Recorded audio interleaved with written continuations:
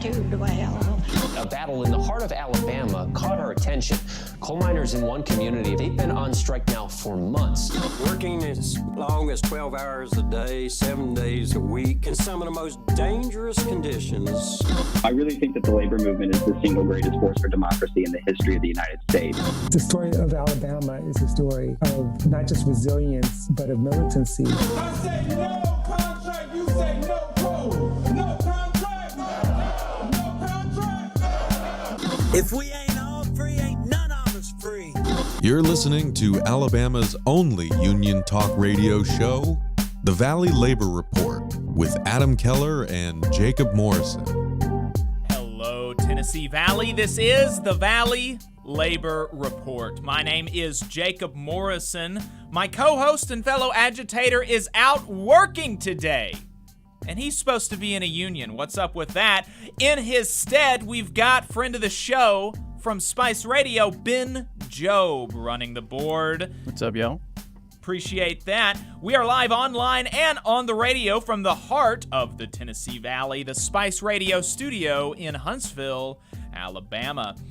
Today on the show, Selma city workers say minimum wage? Fine, you get minimum work. Incarcerated workers in Alabama continue their strike, and a paper mill in South Alabama looks set to be locked out. Inflation is real. How are we responding, and how could we respond? All this and more on today's program. If you want to be part of the show today, we have a phone number, and the line is open. You can call or text 844-899-TVLR. That is 844-899-8857. You can also leave a voicemail throughout the week, and we might play it on the next show. And if you haven't gotten enough of us by the time that we wrap here on the radio, or if you just want to see what we're up to throughout the week, then you can find us online. Anywhere you can find anything online. We are newly and recently on TikTok. We are on YouTube, Facebook, wherever you get your podcasts, Twitter. All you got to do is search for The Valley Labor Report, and you'll be able to find us. Just a reminder, your support helps us stay on the air. Our largest single source of funding comes directly from our listeners. So if you think that what we are doing is fun to listen to, is informative, is good, then consider making a one-time or a monthly donation at tvlr.fm/donate. You can also buy our new hat and our stickers on our website at tvlr.fm/store. If you're a member of a union, you should get your local to sponsor the show. You can reach out to me for more details on that. So our first segment today, I wanted to give you an update about the municipal workers for the city of Selma. We talked about them going on strike last week. This involved 65 employees with the cemetery, public works, and recreation departments. They were striking over the city council's refusal to approve the mayor's budget proposal, which included a 5% raise across the board for municipal employees, which, let's remember and put in context, is a pay cut in today's inflationary environment. Inflation is between 8 and 10% right now. So what is a 5% raise? That's a 5% pay cut in real terms. That's what the mayor was proposing, and that's what the employees were willing to settle for. And an increase in the wage floor, the mayor proposed to $12 an hour. This was the position of the mayor and of the employees working for the city of Selma. A 5% raise across the board and a minimum wage of $12 an hour. That is super reasonable. In fact, I would say it's not nearly enough, but that's what the workers said that they would be okay with, and so we support them in that. Currently, the minimum wage for the city of Selma employees is $9 an hour. The city council came back to the mayor's proposal with an offer of no raise and a minimum wage of $11 an hour. Wow, how generous. And then they had the gall to get upset with the workers for going on strike. Some business owners were saying they were bullying the city council of Selma. Pathetic.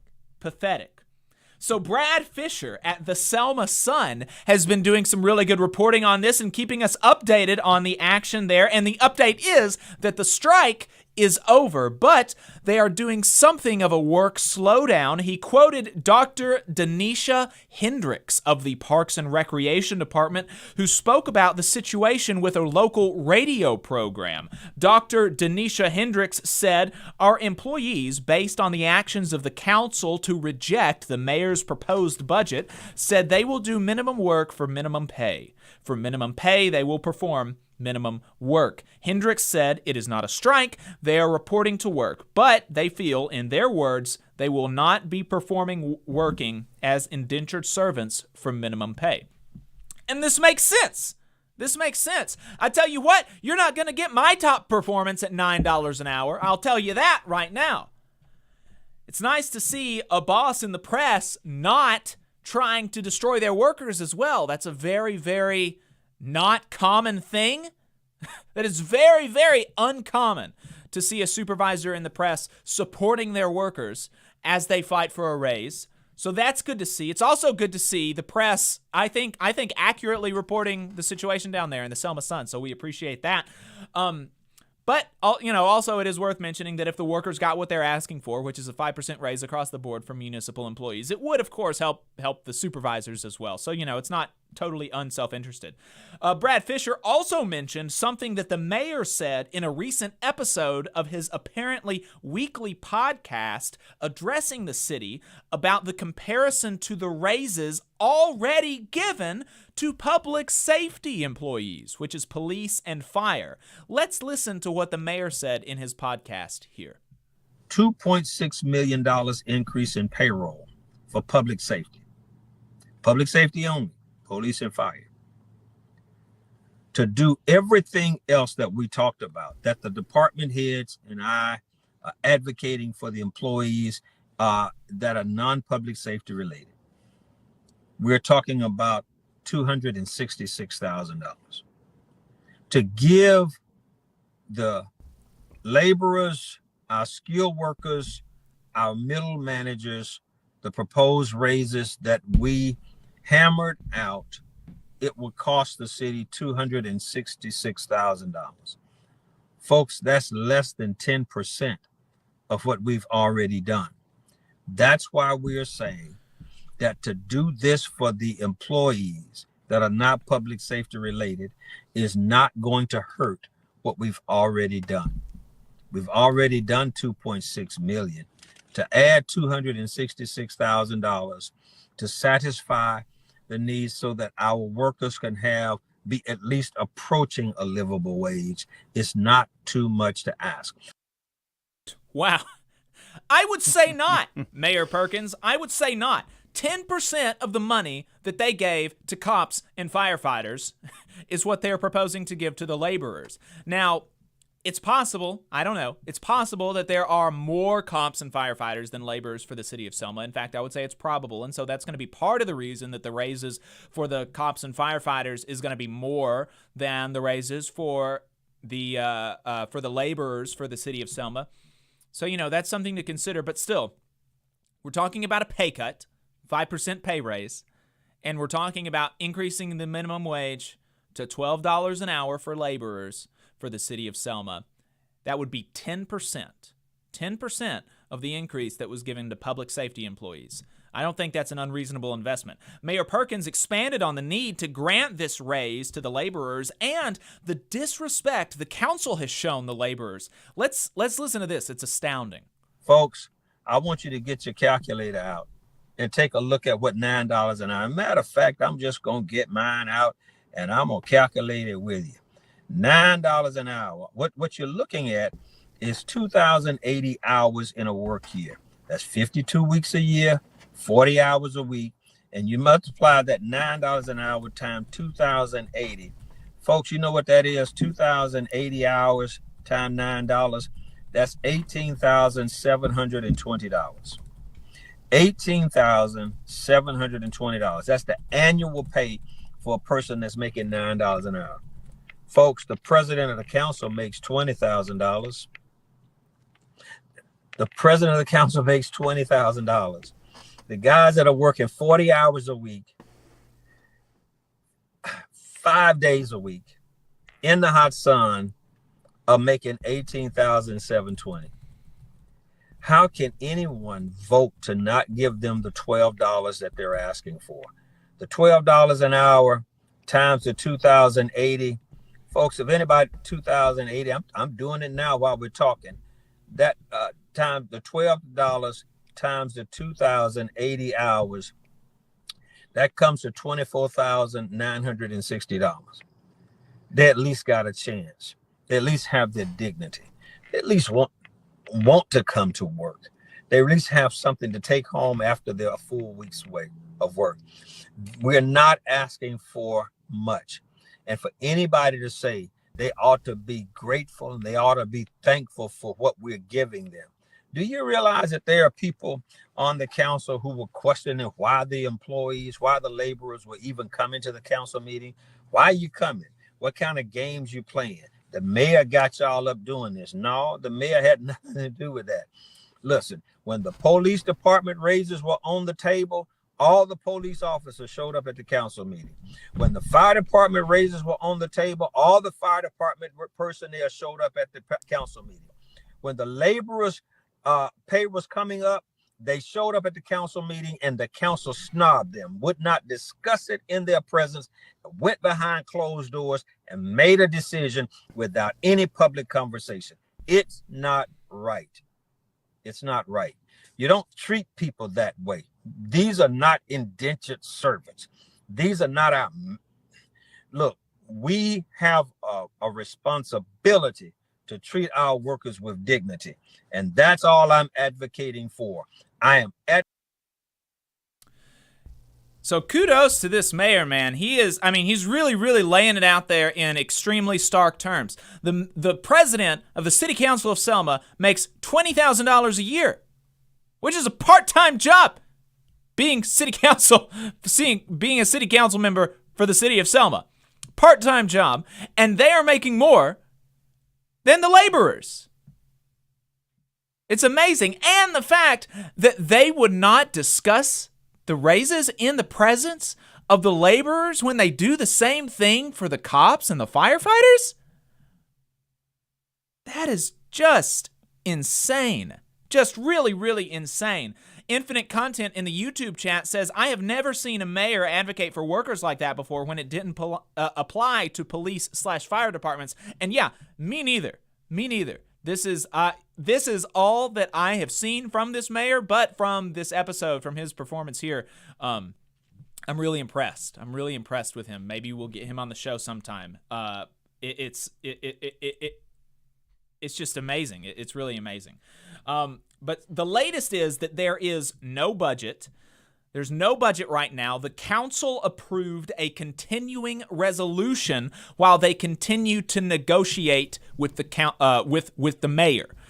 So their fiscal year ended last night at midnight, Friday night at midnight. They're in a new fiscal year this morning, Saturday morning, October 1st. They're in a new fiscal year, so as to ensure that they did not run afoul of the law and be operating the city without a budget, they passed a continuing resolution. They passed a continuing resolution to continue spending, which basically continues the status quo. It's pretty self-explanatory. And they're going to continue negotiations with the mayor about this budget. And we will continue to update you on this as it unfolds. But we appreciate Mayor Perkins' advocacy for the workers there. And we hope that they get, the thing to say would normally be what they deserve. But I think, call me crazy, laborers deserve more than $12 an hour. So I don't know, maybe that's crazy, but at least they, hopefully they'll get $12 an hour. That seems to be what they're asking for right now. So, have we got John Glenn in the Zoom, Ben? We sure do. We sure do. That's great. So next up, we are bringing back John Glenn from the Alabama Political Reporter for an update on the prison strike. John, thanks for taking the time to talk to us this morning. I appreciate it. Of course. Thanks for having me on. Yeah. So this story has really really blown up, this situation with the prisons in Alabama. The New York Times is on it now. Do you know if you were the one to were you actually the one to break this story? I mean, I'm fairly certain that we were the first to put out a story that there might be a prison strike that Monday. I know that WVUA 23, I believe it is, which is a Tuscaloosa and Newport area affiliate station, they did a story about it. I mean, it doesn't really matter how exactly it broke or who exactly it broke, mainly that the thing actually happened, and that now the coverage that needs to be happening on it is happening on it. But again,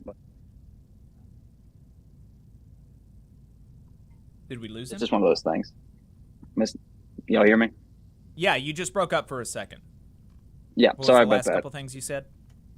It's just, you know, I'm fairly certain we were the first to put out a story that there might be a strike, but I don't really know. I don't know. I can't find anything elsewhere that predates that article.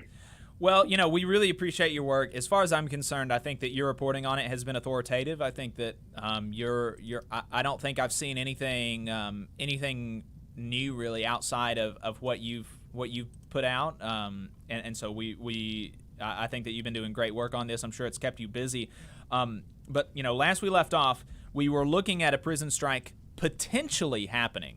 This was last Saturday when we talked to you about your article talking about the potentiality of a prison strike, and so that's where we left off. As far as, you know, if people are just kind of getting their news from the Valley Labor Report, okay, well, the last thing that we heard was that maybe there's a strike happening. So, you know, I think most people know, but John, did the strike happen? Yes, I mean, the strike that was described, at least to me, in interviews with individuals inside and outside of the Alabama correction system, did happen on Monday. And that Monday, the ADOC puts out a statement saying that they are experiencing work stoppages at all major facilities, which is as close to a confirmation that the general strike did happen that Monday and the way that it was going to happen from the ADOC. I mean, again, from conversations that I've had with individuals, it's been largely peaceful. There has been a couple of instances in, say, like Staten that I've done some reporting on, also at Limestone. But otherwise, it has been peaceful and is, I mean, at least to my knowledge, one of the largest peaceful protests and strikes from incarcerated individuals, at least in this state. I'm fairly certain it would be considered the largest. In that New York Times article that you were mentioning earlier, there was an estimation that one of the organizers for the outside rally that happened that Monday at the ADOC headquarters in Montgomery, that 80% of the incarcerated population that we have in this state participated in the general strike. Now, what it looks like currently, I mean, there is some conflicting reports, but again, there appears to be work stoppages, again, at all major facilities. The last time the ADOC confirmed that these work stoppages were affecting facilities and they differed differently from facility to facility was Wednesday. And I'm anticipating that continuing at least into the next week. This is that's pretty amazing. So it started off with approximately 80% participation from state prisons across the state of Alabama, and it's continuing in all major facilities today. Presumably not at maybe 80%, but the strike is still very much continuing today. Is the understanding? Yes. Yeah, presumably. There has been. I've heard rumors that, for instance, at Elmore and at Ventress, and I'm sure at some other facilities, I think Limestone, there was also some rumors about this. There are individuals going back to work. From what I've been told, and this is not from the ADOC, this is just from individuals I spoke to within the system, Elmore and Ventress are at full operations. Again, that's not confirmable at this moment. I haven't been able to get that confirmed from the ADOC, but it does appear, again, that most other facilities are continuing with that. And we got a question in the chat from Infinite Content. He said that I read that Alabama takes 60 to 70% of inmates' pay, and also that they have prison workers leased out to Burger Kings. Is that the case? I have no idea about that Burger King instance, but I mean, for the jobs that have quotas, for instance, like furniture production and license plate production, I know that those individuals that work in those in those jobs don't even receive, I think, $1 for their work. And I can't remember if it's per hour or per day.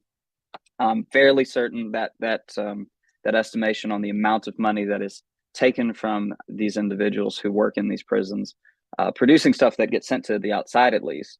That is taken from incarcerated individuals. I do not think you get paid for working in the kitchen, but again, I don't know. That's something I need to look into a little bit more. What has the state's response been to this strike? I mean, from what I've been told, and again, from what I've been able to read, it's a arrogance of the situation at best, and at worst, it's an indifference to the suffering and the inhumane conditions that we've vehemently discussed. And the facilities, at least from the correctional system standpoint, their response, they've switched to 2 meals daily, which is the holiday meal schedule.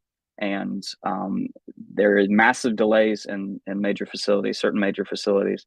And when those meals do arrive to incarcerated individuals, from someone at Limestone that I spoke to somewhat recently, the time that he received his last meal on, I believe it was Tuesday, it was about 8:30 p.m. And when he received his meal on the next day on Wednesday, I believe it was at 3:30 p.m. in the afternoon. So that's like 18, 19 hours difference between getting one meal into the other. And the caloric counts are also down. You've seen, I'm sure, as most folks have, the photos on social media of 1 to 2 pieces of bread, 1 to 2 pieces of cheese, and maybe some grits, which is considered better than what it was previously earlier this week. I mean, right when the general strike started on Monday, I was seeing photos of just like 2 pieces of bread and like a scoop of peanut butter, and that was considered sufficient for 1 of 2 meals that you got in a day. So it's, the ADOC has vehemently denied that this is any sort of retaliatory tactic against the incarcerated population. Whether it is or it isn't, it's obviously affecting individuals inside. And I mean, I can kind of see how they would say that it's a logistical problem, since there isn't enough, even if, you know, the correctional staff was at their maximum capacity, meaning that all the jobs are filled for prison guards and folks that work in the administration, they still could not do jobs like feeding incarcerated individuals. They have to have incarcerated labor to do those jobs. And so I could kind of see where they're like, well, this is the only way that we can provide any sort of meal, but it's still highly insufficient. It just is by every metric possible.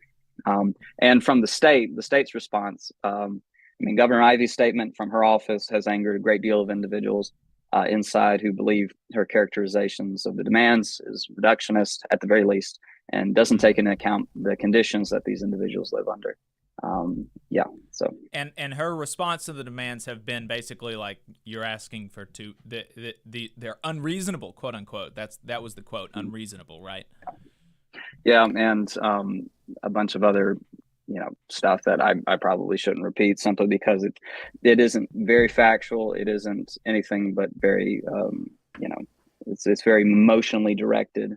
You know, the thought, at least from what people have been telling me, that folks wouldn't be supportive of some sort of justice reform and correctional reform in Alabama prisons.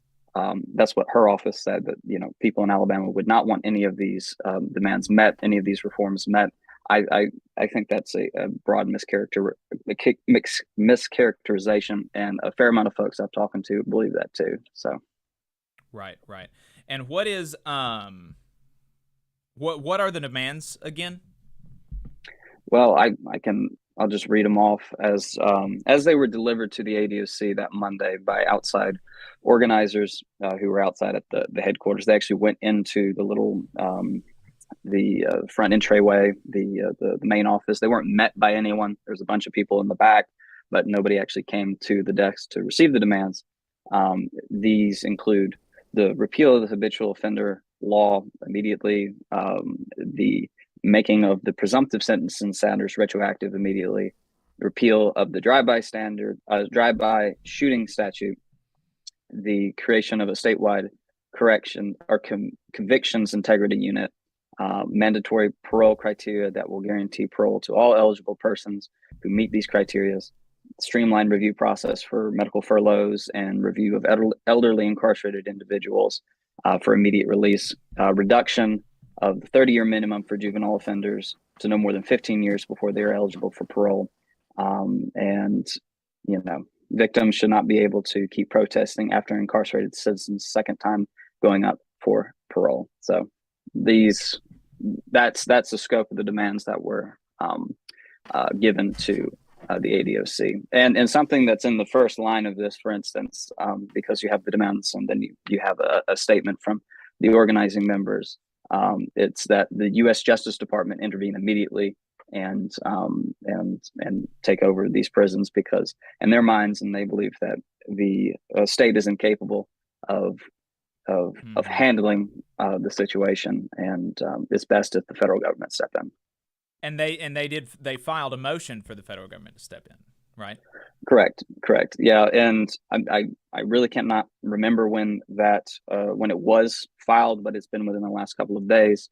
The plaintiffs in that particular case, all of whom are incarcerated individuals with some sort of medical ailment or something similar to that, they argue that the DOJ's suit was incomplete without this newest round of unconstitutional treatment that they've faced during the strike, leading up to the strike, and again, describing the situation within the state correctional systems as a humanitarian crisis, and the motion is requesting that the courts order immediate intervention.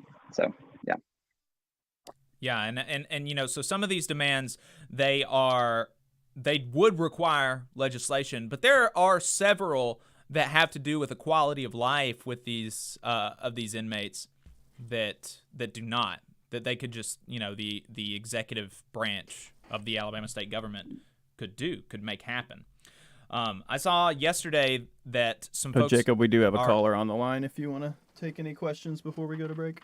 Yeah, I'll ask this question to John, and then we can bring him on the line. I saw yesterday that there's a protest that folks are scheduling for October 14th. Are we expecting the strike to continue through then, you think, John? I don't feel comfortable exactly predicting the length of this. I expect it definitely to last until next week. Whether all facilities will be experiencing worker stoppages remains to be seen. Again, with the stuff we've been hearing, at least at APR, from Elmore and at Ventress. But at least to when that protest is supposed to happen, and the one you're referring to, I believe, is the one that's supposed to be at the Capitol complex on the 14th. That one, I imagine that the strike will continue in some form to that date. Yes. Okay, Ben, let's bring the caller on the line. And if you could, what's your name? Where are you calling from? And what's your question? Yes, my name's Charles. I'm formerly with Stacey Lee George's campaign for governor.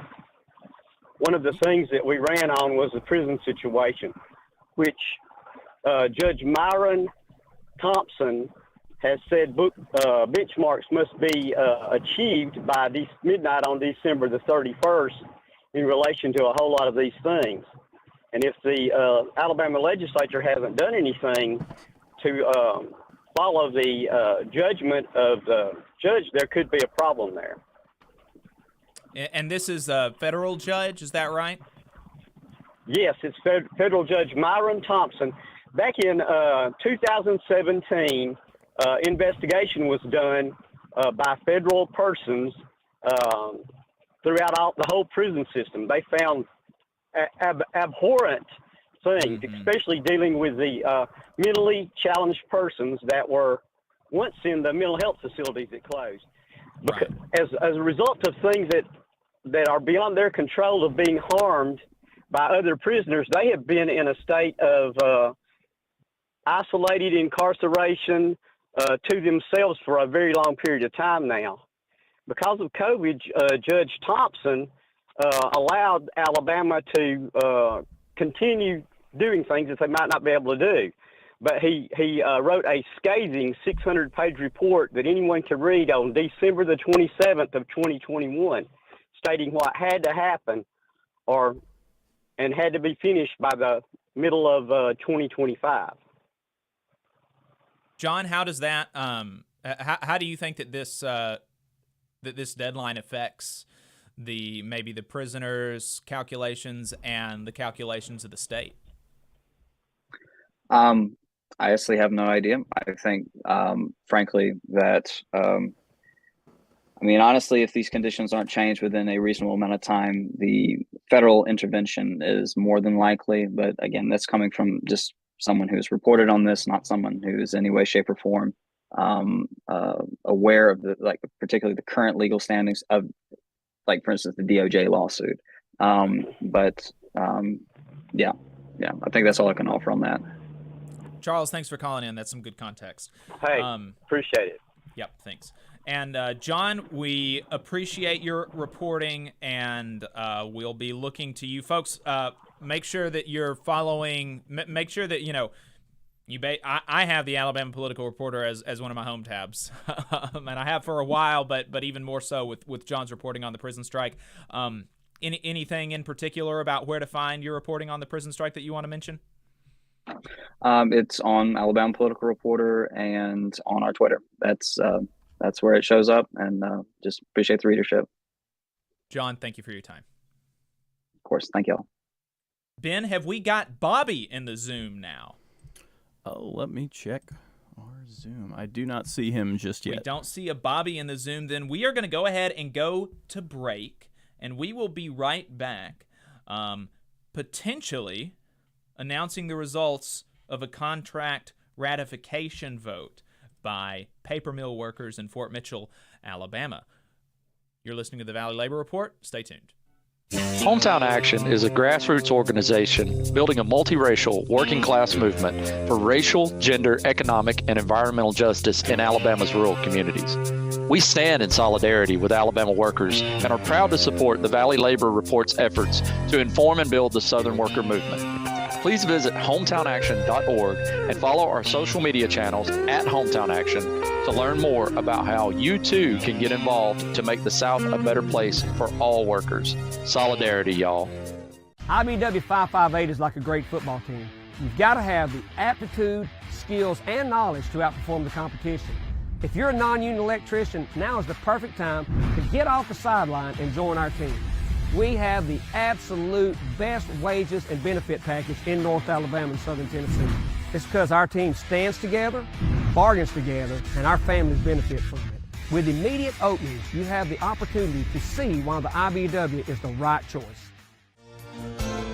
Energy Alabama is a locally operated and membership-based nonprofit organization focused on advancing Alabama's clean energy future through education and advocacy. Many people in charge of infrastructure and building decisions simply don't know about how viable clean and renewable energy is. To that end, Energy Alabama has provided instruction to more than thousands of adults and tens of thousands of K-12 students across the state. We're working hard to build careers in clean energy and help everyday Alabamians save money on their utility bills. Learn more about our work and how you can join us at energyalabama.org. Support for the Valley Labor Report comes from the International Federation of Professional and Technical Engineers Union. Learn more by visiting www.ifpte.org. The attorneys at Maples, Tucker, and Jacobs have stood with the working people of Alabama for over 40 years, providing skilled legal representation for your workplace injury claims. When you are injured on the job, it can be a scary time. The attorneys at Maples, Tucker, and Jacobs have the experience to guide you through the process to make sure that you and your family are properly taken care of and your rights are protected. If you need help, call the attorneys at Maples, Tucker, and Jacobs at 855-617-9333 or visit online at www.mtnj.com. No representation is made that the quality of legal services provided is greater than the quality of legal services provided by other law firms. Support for this program comes from the International Brotherhood of Electrical Workers, Local 136 out of Central Alabama. Learn more at IBEW136.org. Attention union members, membership organizations, podcasters, or anyone with a payment processing need. The future is here, and your organization needs to be prepared by working with Unionly. With Unionly, your union or organization can take payments on a mobile device, eliminating processing fees, giving you a better price than other payment processing methods, while at the same time supporting a union-friendly business with a specialized skill set to meet your needs. Your members will thank you when they pay their dues at their convenience without waiting in line to deposit cash or check. Start preparing for the future today by calling 206-595-8631 or visiting unionly.io. Are you looking for a better future, a career that can have you set for life, and to be a part of something that's bigger than yourself? If you are, then consider a skilled trades apprenticeship with the International Union of Painters and Allied Trades. The work of IUPAT is all around us, from the industrial painters who work on the bridges to drywall finishers, floor coverers, the glazers who install the glass in our skylines, and so much more. With an IUPAT apprenticeship, you earn while you learn and receive benefits while learning the trade, including a pension. We provide world-class education free of charge. That's right, no student debt. Our starting salaries for apprentices that graduate is above the national median salary with benefits for entire families. And you have the flexibility to take your trade wherever you'd like in the country to work. IUPAT District Council 77 covers our entire region, so give Adam Booth a call at 205-603-3142 for more information. Again, that phone number is 205-603-3142. Come build a better future with us today and join IUPAT. Come on, you poor workers, good news to you I'll tell, how the good old union has come in here to dwell. Labor creates all wealth should go to labor. And you are listening to the Valley Labor Report. My name is Jacob Morrison. My co-host is Adam Keller, but he's working today. Gross. So we've got Ben Job helping us out here at Spice Radio in Huntsville. Hey. If you've got anything to add, you can give us a call. The phone number is 844-899-TVLR. That is 844-899-8857. You can also text us at the same number. In the chat, we've got some folks talking about the prison strike. Infinite Content says caloric counts. That sounds a lot like what the Israeli government's doing to the Palestinians. And yeah, no kidding.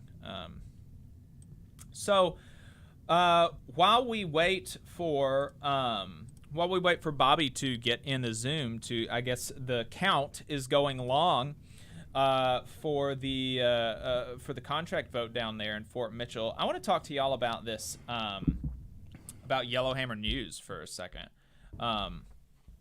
Yellowhammer News is they're this multimedia, quote unquote news organization, right, in Alabama, and they say that they want to be a source for Alabamians to get their news about the state.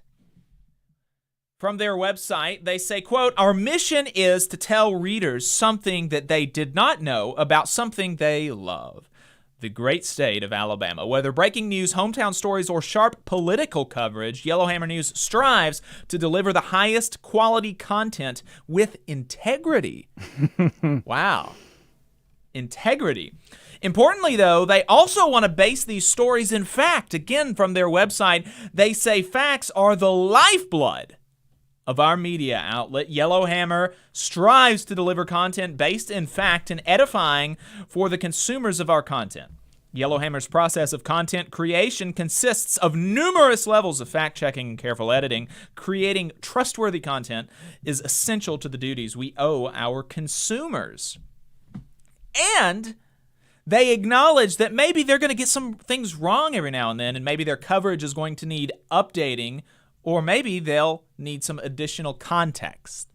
That's pretty humble of them. Here's from the same section of their website, quote, "While Yellowhammer endeavors toward perfection, no one is perfect. Therefore, we constantly monitor our content should the need arise for updates and corrections and make appropriate notations of such when necessary. Yellowhammer as an organization encourages the consumers of our content to inform us if and when they see content in need of corrections or updates." That's pretty nice. That's pretty nice. So, I assumed, as any normal person would, that maybe they take the stuff that they write half serious. Maybe they half mean it, and they put it on their website, right? So that just kind of on that assumption, I think, in my view, that the strike involving 1,000 coal miners and their families in rural Alabama, the strike involving 1,000 coal miners that's been going on for over 500 days, over a year and a half, the longest strike in the state's history, is definitely an important story for our state. And their coverage of this issue has been severely, severely lacking. In fact, since the strike began a year and a half ago, I can only find 3 articles about it on their website. The first came the day the strike began, and in this article titled, get this, Warrior Met Coal, Our Priority is Keeping People Employed with Long-Lasting Careers. That's the title of the article covering the strike the day it begins, from Yellowhammer News. In this article, they do not get the perspective of a single coal miner a single time. Instead, the whole article is literally a reprint of the press release of the international private equity firm-owned Warrior Met Coal. Yellowhammer News readers do not hear about all the things as the strike is beginning. Yellowhammer News readers do not hear about all the things that these miners gave up to save the company from bankruptcy in 2016. They don't hear about the long hours. They don't hear about the $7 an hour pay cut. They don't hear about cuts to their health care, cuts to their retirements. None of the sacrifices that the workers made to keep this company afloat, the company that Walter Scheller and his cronies on the board took into bankruptcy. Walter Scheller, the CEO of Warrior Met Coal, also the CEO of Walter Energy, which he took into bankruptcy with the rest of the board of Walter Energy and retained their position as CEO and board of directors after it was repurchased by international private equity firms. They got to keep their jobs and they did not take a pay cut. In fact, they have gotten significant pay increases. Yellowhammer News don't read any of that, though. Yellowhammer News readers only read what it is that Yankee capitalists are saying about this strike. That's the only thing that they're reading. The second came in October. In this one, yet again, we simply get a reprint of a Warrior Met press release about, quote, union violence.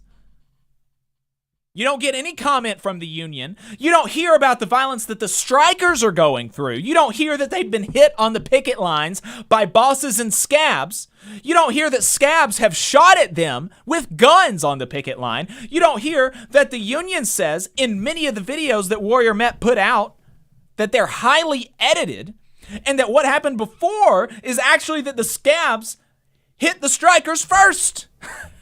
So you've got these videos of striking coal miners, breaking car windows, and you'll say, wow, oh man, that sounds terrible. Oh no, they hurt somebody's property. The horror of it. But what you don't see in those videos that Warrior Met put out is that actually what happened is that the car hit them. And then they defended themselves. You don't hear that Alabama state troopers with our tax dollars are giving Alabama coal miners who are on strike tickets for going the speed limit. Alabama state troopers, on our dime, right? Their labor is being paid for by public money. They're pulling over striking Alabama coal miners for going the speed limit in front of emergency escorts of out-of-state scabs. Yellowhammer News readers don't get any of this. They don't get any of that. They just get the press release by the company owned by Yankee capitalists. The third and final article on the strike came in October. In this one, you guessed it, they reprinted the company's press release accusing the striking miners without evidence of an explosion that happened at the mine. Yellowhammer News readers don't hear that the union condemned this act. They don't hear that there is no evidence to support any connection to the union. And they don't hear that now, over half a year later, Yellowhammer News has not provided an update saying that there has still been no evidence provided that this is connected to the union, despite the company so desperately wanting this to be the case. So desperately wanting this to be the case that they issued a $25,000 reward for information leading to the capture of the guilty party. A $25,000 reward, and over 6 months later, nothing has connected this explosion to the union. And Yellowhammer News readers do not hear that, but they might still remember that article from back in October when Warrior Met accused them of the explosion. And let's remember for a second who the two sides are. On the one hand, we've got a group of Alabama coal miners who have been mining there for, in some cases, literally actually generations. You've got actual generations of coal miners in this mine, some fathers and sons actually working in there together currently, or were doing it. You've got folks in that mine who are mining the same place as their granddaddy. They are organized into a union that is run by and for coal miners. The entire operating revenue of the United Mine Workers of America is made up from member dues. Its members are almost entirely Southern. The headquarters is in West Virginia. The president of the International Union is a Vietnam veteran. Salt of the earth people, if ever the name could be applied to anybody, right? And people who gave up so much 5 years ago to bring the company out of bankruptcy. $6 an hour pay cuts, let's remember. 20% cuts to their health care. Working 7 days a week in many instances. And what are they asking for? Simply a return to the pre-bankruptcy status quo. And who do we have on the other side? We've got a group of executives that steered Walter Energy into bankruptcy in 2015, a CEO whose pay has almost tripled since then, and a group of executives who got to keep their jobs after steering the company into bankruptcy have gotten similar raises. It's a company that's owned by a consortium of international private equity firms, BlackRock in New York, Fidelity in DC, there's one from Australia, and several others. Millionaires who are saying that Alabama coal miners don't deserve what they have now, much less restoring the status quo. And Yellowhammer News, let's remember, supposedly an Alabama outlet dedicated to journalism that reflects our people, our state, and our culture.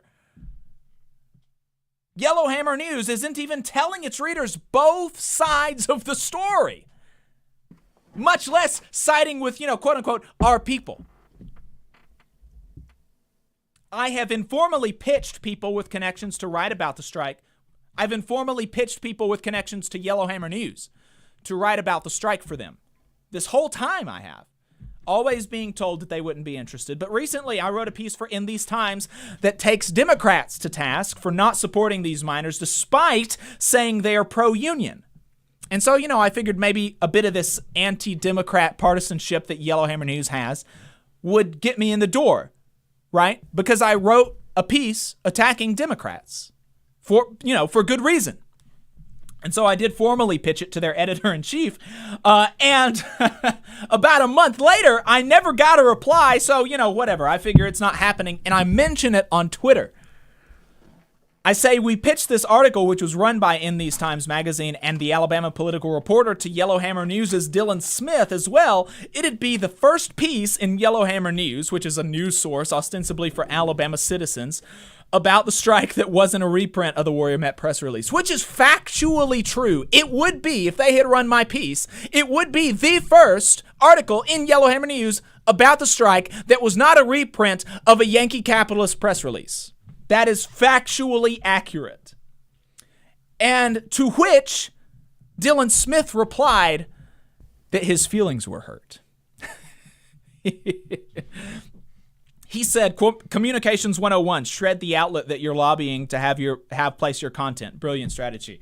And yeah, look, buddy, like, I don't care if you run my piece. I don't care if you run my piece.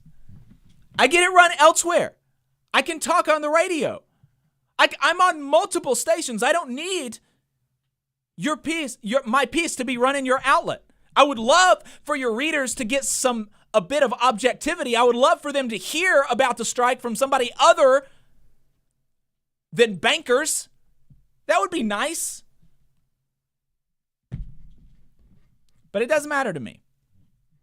But it very much hurt his feelings. And, look, if he cares as editor-in-chief of Yellowhammer News about fulfilling its mission statement, if he cares about bringing important news stories to their readership driven by facts and integrity, it shouldn't matter to him if the facts about their coverage of this strike so far hurt his feelings. In fact, I would think a person driven by integrity would be stung, but thankful for the criticism. And they would strive to do better if they were driven by integrity. I know that I don't let personal relationships affect my coverage. In fact, I've covered issues where I feel like some people involved have personally wronged me in certain ways. And yet I set that aside and I cover the issue in a way that I think politically makes sense. I set aside and cover the issue truthfully and accurately because I care about the other people involved, my sisters, my brothers, other working Alabamians, more than I care about my own hurt feelings and personal grudges. That's the way that I think media ought to operate. Instead, while masquerading itself as a voice for the people of Alabama, Yellowhammer News is nothing more than a mouthpiece for Yankee capital as it attempts to ground our fellow citizens to dust.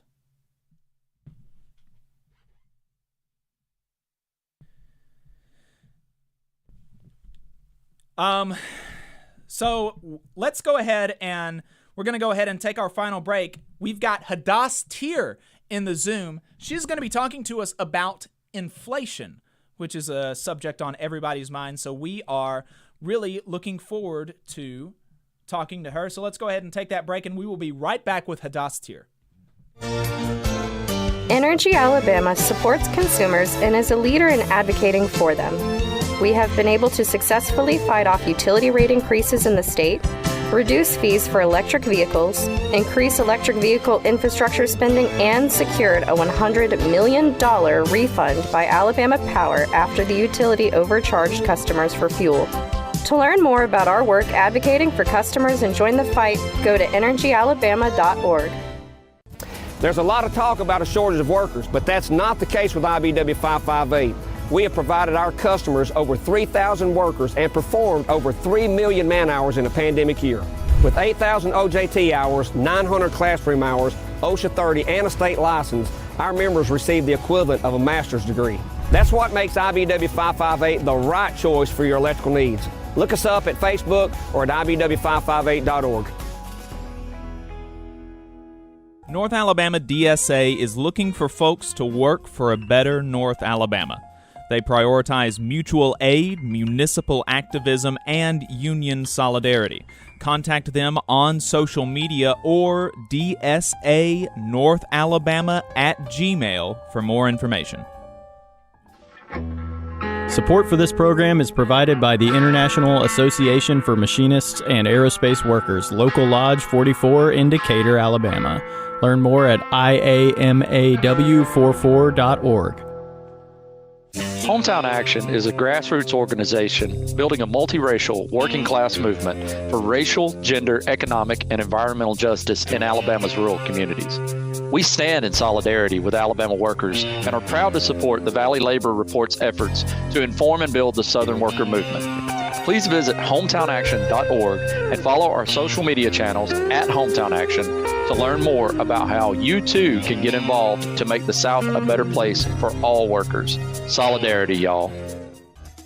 Support for this program also comes from the Ironworkers, Local 477. So if you are looking for contractors with lower than average EMR and TRIR, they tell me that if you need to know what those mean, then you will. Or if you need to supplement a workforce at any level for any amount of time, short or long term, if you need ironworkers that come trained and certified at no extra cost, or if you need workers from superintendent down to general laborer, and you're looking to start work on a project, or you're unhappy with your current contractor situation, you need to call my friend Jeb Miles with the Ironworkers Local 477. They only work with the best in the business, vetted contractors, and can do all kinds of jobs from roofing to steel and bridge erection, from welding to heavy rigging, from structural repairs to machinery alignment, and much more. They supply manpower on 4 of the 5 largest projects in North Alabama, so you know they're legit. If you need good quality, safe, efficient, diligent, and knowledgeable workers on your job, then you need the Ironworkers Local 477. Call Jeb Miles at 256-383-3334 or via email at local477@bellsouth.net, and make sure you tell them that you heard about them on the Valley Labor Report. We're the nurses, firefighters, and claims representatives that help keep our government services running. We respond to natural disasters. We care for our nation's veterans, and we investigate discrimination in the workplace. We are federal and D.C. government workers, and we are proud to serve the American people. Working in more than 70 agencies across the government, we know we can fulfill our mission because our union has our back. Learn more at afge.org. Paid for by the American Federation of Government Employees, AFL-CIO. Support for this program also comes from the Mid-South Council of Retail, Wholesale, and Department Store Union. Learn more at rwdsu.info. Come on, you poor workers, good news to you I'll tell. How the good old union has come in here to dwell. Alabama's only union talk radio show. This is the Valley Labor Report. My name is Jacob Morrison. My co-host is Adam Keller, but he's out today. Ben Job is taking his place for the day. If you've got anything to add, you can give us a call. The phone number is 844-899-TVLR. You can also text us there or participate in our YouTube and Facebook live chats. We're going to go ahead and get right to our next guest. And we're going to be talking about inflation. Inflation is on everybody's mind today, so we're bringing on somebody who has become the go-to authority for a left labor-focused analysis and response to inflation. She is author of A People's Guide to Capitalism and the author of the cover story for the most recent issue of In These Times, A Left Answer on Inflation. Hadas Thier, welcome to the Valley Labor Report. Thanks so much for having me. So, just as a super basic, elementary, foundation to start on, what is inflation? Well, the basic definition of inflation is sort of easy enough, right? It's just a rise in prices that's somewhat generalized around the economy. It's not just one particular commodity or industry where prices are rising, but something that's more generalized around the economy. So I think that part is straightforward, and then the trickier part is why it comes about and how to address it, which we can talk more about. But I will just say, in terms of the big picture, that I think is important to keep in mind when we talk about that is that there's only one set of people that actually control prices. It's not, workers don't have a say-so, generally speaking, in what the prices are of the things that we produce, despite the fact that, workers are often blamed, workers' wages are blamed for inflation, but workers don't set prices, right? The bosses do. And they do so for particular reasons, to keep a certain rate of profit for themselves. So we can dig more into that, but I think that's the sort of big picture of, inflation is a rise in prices, and then who is it that controls prices? it's generally corporate CEOs. Right. And you kind of touched on that in your answer, saying that workers are sometimes often blamed for inflation, and so what is the conservative understanding, which is really I think in a lot of cases become the mainstream understanding of how this round of inflation has come about?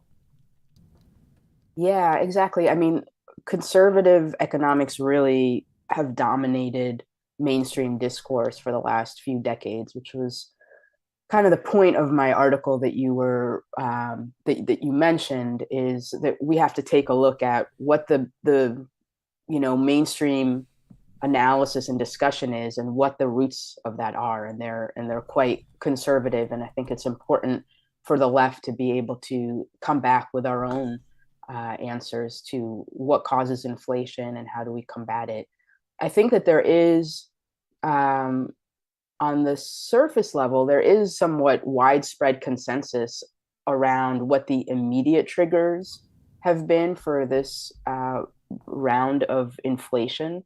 That the effects of the pandemic on supply chains basically wreaked havoc on, the basic equilibrium of supply and demand in the markets. That you had people in the early stages of the pandemic largely staying home, not going out and buying, going out and purchasing services and things like that. When the economy reopened, all sorts of pent-up demand for both goods and services increased dramatically, and supply chains weren't able to keep up with that because all sorts of companies had ratcheted down production, had ratcheted down what they had, in storage, all sorts of things like that. And of course, the fact that over the last few decades, companies have really focused on what's called just-in-time production, where they don't keep a lot on hand in terms of storage, so that they can produce things as quickly and profitably as possible without having the overhead of storage costs. That exacerbated the problem. So that was really the immediate trigger. And I think that there is, somewhat widespread consensus around that. But then the question is, why has inflation stuck around? And here's where, political biases certainly come into play when you talk about what the narrative is, and why that is. And the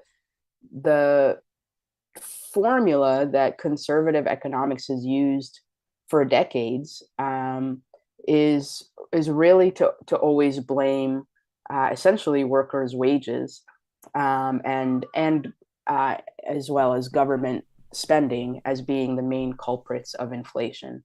And the basic idea here, right, is that when the government spends more money, that increases the amount of cash that's on hand in the economy, and that then there's more demand for goods. At the same time, those same policies feeds into supporting lower unemployment rates. And low unemployment is, the sort of boogeyman of mainstream economics, where if you have, the idea is if you have too low unemployment, then that increases workers' bargaining power, because if there's low unemployment, then workers on the job will feel more confident to make demands and not worry about being easily replaced.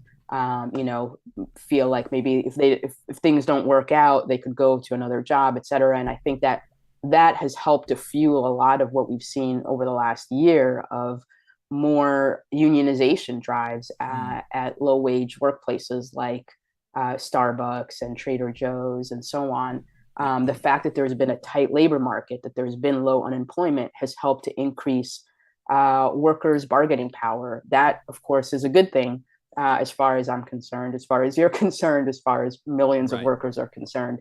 But that's a problem for people at the Federal Reserve and conservative economists and so on. And the idea is that so long as there's lower unemployment and workers have an increased bargaining power, then that will lead to eventually higher wages.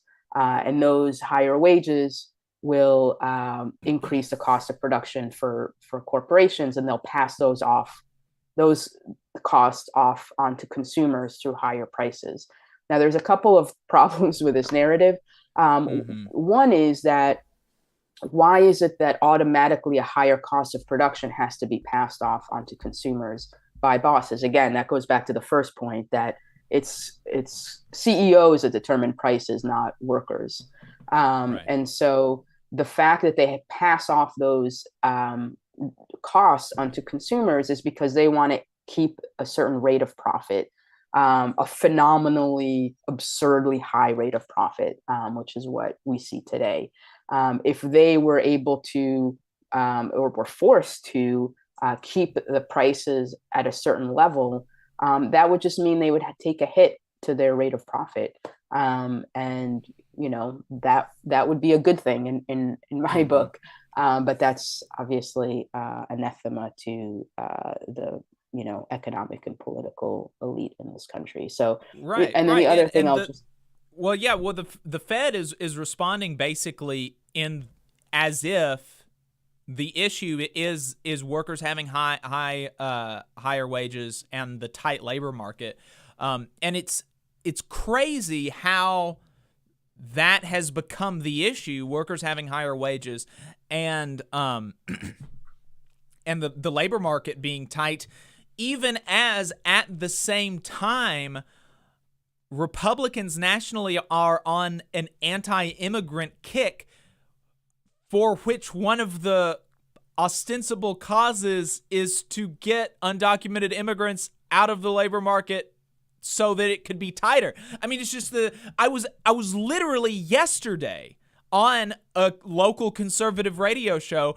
and the host turned an issue of child labor in the state of Alabama into an issue of undocumented immigration and how we should actually just deport all these people so that Alabama citizens could make higher wages at these Hyundai facilities. And at the same time, the Fed is driving us into a recession by increasing interest rates. And so if the dichotomy there is really, really is fascinating to me. Yeah, absolutely. I mean, it's totally contradictory and hypocritical and all the rest of it, but it just goes to the fact that these are all political questions, that the way that the economy gets talked about as though it's this neutral, objective situation. Well, the economy needs X, Y, or Z thing, and that's why we have to increase interest rates and drive up unemployment. Oh, by the way, that will risk a recession, but that's just what the economy calls for, as though it's just this like objective situation and not a political question. And all of these things are driven by politics. Who is going to be made the price? Who is going to be made to pay the price at whose expense and whose benefit, and so on. It's ultimately a political question. And so the question of interest rate increases, that they're happening and they're huge. The interest rate increases are huge. I'm really, really kicking myself because last year I was looking at buying a house, and I had just enough that I could have bought a house, but I would have had almost nothing left after the down payment. And so instead of doing that, I moved back in with my parents and to save money for a down payment, presumably so I could have, something of a cushion. Now I was thinking, okay, I'll save money for a year and then I'll have a cushion and I'll buy a house. And now I'm looking at buying a house, and the down pay and the monthly mortgage price, the monthly mortgage payment for me would be $200 more for the same price house I was looking at a year ago. That's even assuming I could get a house for the same price, with a down payment that is 5 times as large. if I put down $10,000 last year on a $250,000 house, I would be paying $200 less than I would be paying now with a $50,000 down payment because of the interest rate increases. So what are some of the other ways that the interest rate increases are affecting workers besides hugely increased mortgage payments? Yeah, absolutely. I mean, there's mortgages, there's credit card payments, anywhere where interest rates impact, our debt, that has huge consequences. The other aspect of it is that the underlying reason that the Fed is raising interest rates is to quote unquote cool the economy, which is just a euphemism for increasing unemployment, basically. The idea is when you raise interest rates, it's more expensive to borrow money. It's more expensive for me or you to buy a house or a car or pay off our credit card debt, but it's also more expensive for companies to borrow money, which is a central part of how companies operate and invest. They can't invest in production without borrowing money. That's how the system works. So when interest rates are raised, it's a way of slowing down investment, ratcheting down production, and basically, whether it's shuttering plants or reducing capacity, all of that in the end equals less jobs and higher unemployment. And that's really what the goal is, what they're taking aim at, is raising that unemployment, because the theory is that lower unemployment increases workers' bargaining power and increases wages. Right, and that's a problem. We can't have workers making too much money. Exactly, and part of it is that narrative is flawed, but the other part of it is that I think is important for us to talk about is, capitalism is an insane system where even a tiny uptick in wages, God forbid, workers who, have had, stagnant and declining wages for decades, where the minimum wage hasn't gone up in so many years, God forbid we should witness a slight uptick in wages that has everybody in a panic. And that, to me, is a huge indictment of the kind of system that we live in. So we've talked about the popular there's a popular understanding of how inflation started, which I think most people agree on, which is that COVID just totally ruined everything. There was differences in consumer habits, supply chains were distorted, and so I think that there's a broad consensus there, and that's what you said. As we have gone through this, now we're about 2 years into it, going on 3. The mainstream consensus is starting to converge around those workers are just making too much money, even though we know workers' wages are trailing inflation. Workers' wages did not start increasing until inflation started increasing, and it is half of inflation. I think the average wage increase is something like 5%. Inflation is like 9%, 8%. And so it trailed inflation chronologically, and it's trailing inflation numerically, but somehow still the wages are the issue, and the mainstream consensus has converged on that. And so they're beginning to increase interest rates, which is gonna harm investment, which is going to hurt ability to hire, which is going to hurt ability to for workers to take out mortgages and things like this. And so this is obviously bad for workers. What are other alternative explanations to inflation now from a different perspective? If we say, like, okay, maybe it's not that workers are making too much money. What are other alternative explanations for inflation, and how could we respond it with those explanations in mind? Sure. Well, first thing to say, just to backtrack for one moment, is that narrative that you're saying, that there's a growing convergence around, it's the fallback position, and it's a very convenient narrative. So that may be an obvious point, but I just wanted to flag it. Obviously, regardless of the specifics of this current inflationary crisis, bosses don't like a tight labor market, and they don't like government spending, and so it's a convenient narrative to constantly go back to. So I just wanted to flag that. I think in terms of having a left alternative to explaining all of this, one is to say, as a sort of backdrop of explaining, there's all sorts of different things that play into feeding inflation. And it's a complicated picture. I go through some of it in my article. There's different aspects of it. Obviously, the supply chain shocks that you were just talking about, Russia's invasion of Ukraine, just-in-time production methods. There's a number of different factors that fuel inflation.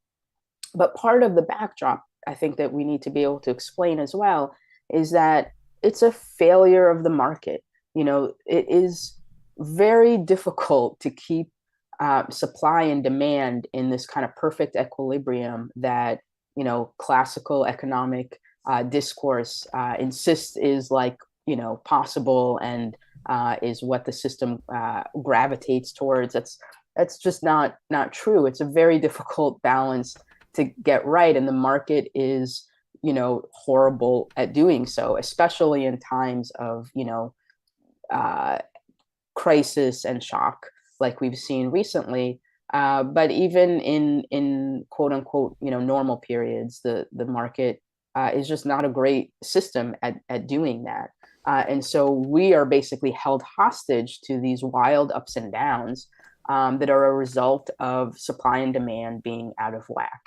So I think that's part of the big picture narrative that we have to hold in our minds, as while we talk about the specific factors that have played into this current inflationary crisis. But I think that the most important question is, costs of production will rise and fall based on different factors. But what do we do about it? Who pays the price for it? And I think that's where we need to get a lot better as a left to be able to combat this kind of this idea that it's only the Federal Reserve that has power over the economy, and they just have this one tool, which is a very blunt instrument and a very anti-worker instrument. We need to be able to talk about other alternatives. Part of it is talking about, there's another way to constrain demand other than raising unemployment, which is taxing the rich. Taxing the rich, taxing the wealthy, and also corporate taxes. Companies have made a killing over the last couple of years during the pandemic, and they should be taxed heavily. And that's a way to constrain demand at the top rather than at the bottom. So that's one aspect of it. Another aspect of it is, how do we control prices? Part of it is, good old-fashioned price controls, which we have seen historically in this country, usually during wartime. But I think it would behoove us on the left to be able to talk about ways of doing that make sense in a period of crisis, even if there's not, there are plenty of wars, but even if we're not in a wartime economy, that those kind of price controls would be really useful, especially around targeted places that have the most impact on working people, whether that's the cost of food, the cost of rent, the cost of gas. These are things that the government could absolutely put price caps on. And there are such things, obviously, rent control and so on, that we should be fighting for more of. And then the last thing is, how is it that the government could play a more active role in supporting, in bolstering the production of places of items where supply has been diminished? The government could play a much more interventionist role. And all of these aspects are more broadly part of having more democratic control over the economy, an economy that's not just runs wild with the vagaries of the free market, but that actually has some kind of more democratic, accountable control through the federal government. And when you say democratic control, you don't mean giving Joe Biden alone the reins of the economy and letting Hillary Clinton run everything. You mean a small d, as in exactly allowing people to have more of a say instead of having our lives dictated by, bosses and billionaires. Absolutely. And there's some interesting legislation right now.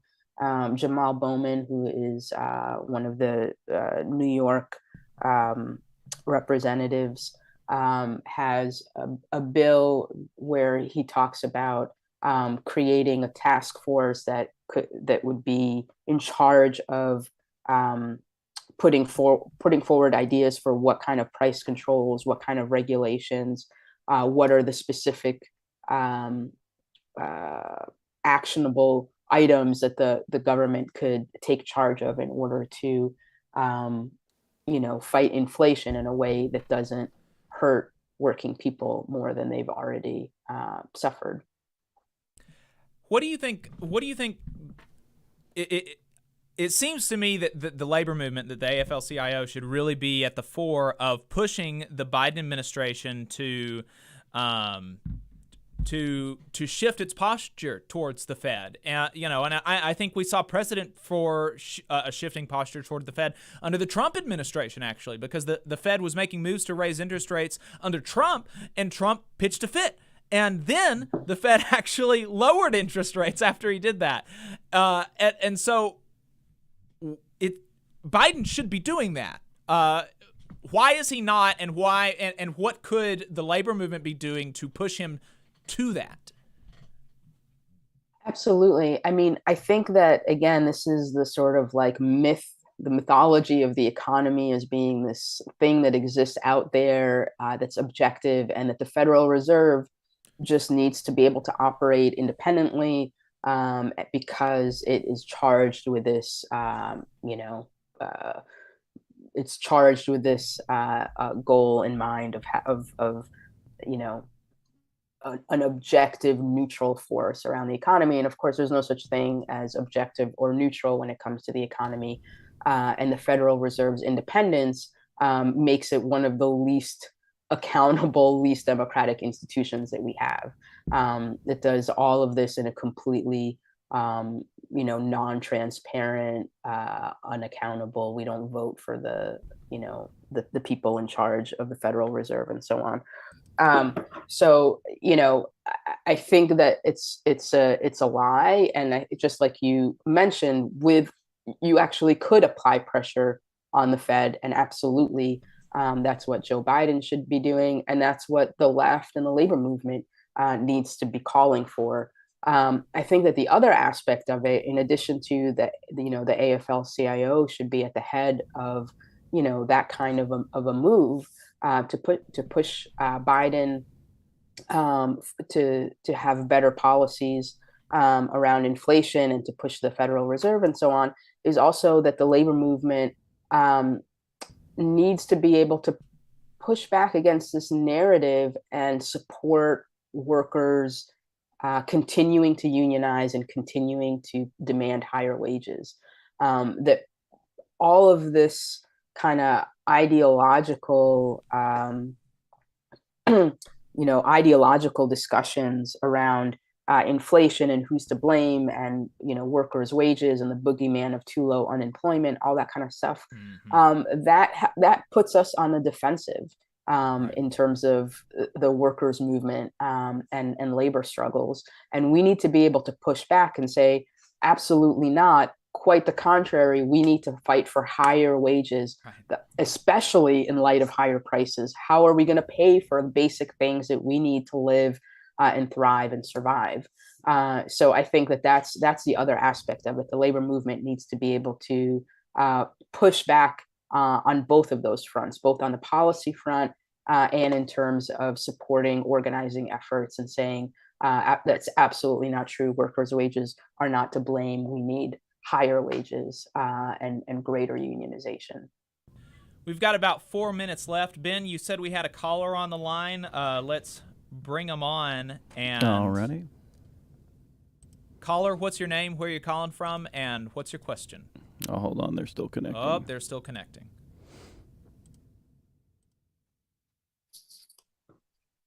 Have we got them on? Seems like they are not connecting here. Okay, we may have lost them. They waited for a little while. Well, Hadas, I think that's I think that was a great. I think you've been doing some great work. I really. I think we got our caller on now. Oh, have Sorry, we? it's just taking a minute. Caller, what's your name? Where are you calling from? What's your question? My name's Phil. I'm calling from Huntsville. I work for a large manufacturing firm in this area, and I was just curious what a union could do for us. I mean, I started a year and a half ago. I've had about a $7 pay raise since then. They just gave us 5 extra vacation days plus an additional holiday. I mean, what would be the point of unionizing a place like that? Yeah, I think that's great. I'm extremely happy for you that you got that. I think we talk about stuff good for working folks that happen whether or not they are union, and so that all sounds great, and I'm really happy for you. We've got about 2.5 minutes left. If you want to continue listening to the show, we are going to be on YouTube and Facebook. But as a beginning to begin to answer the question, could it be better?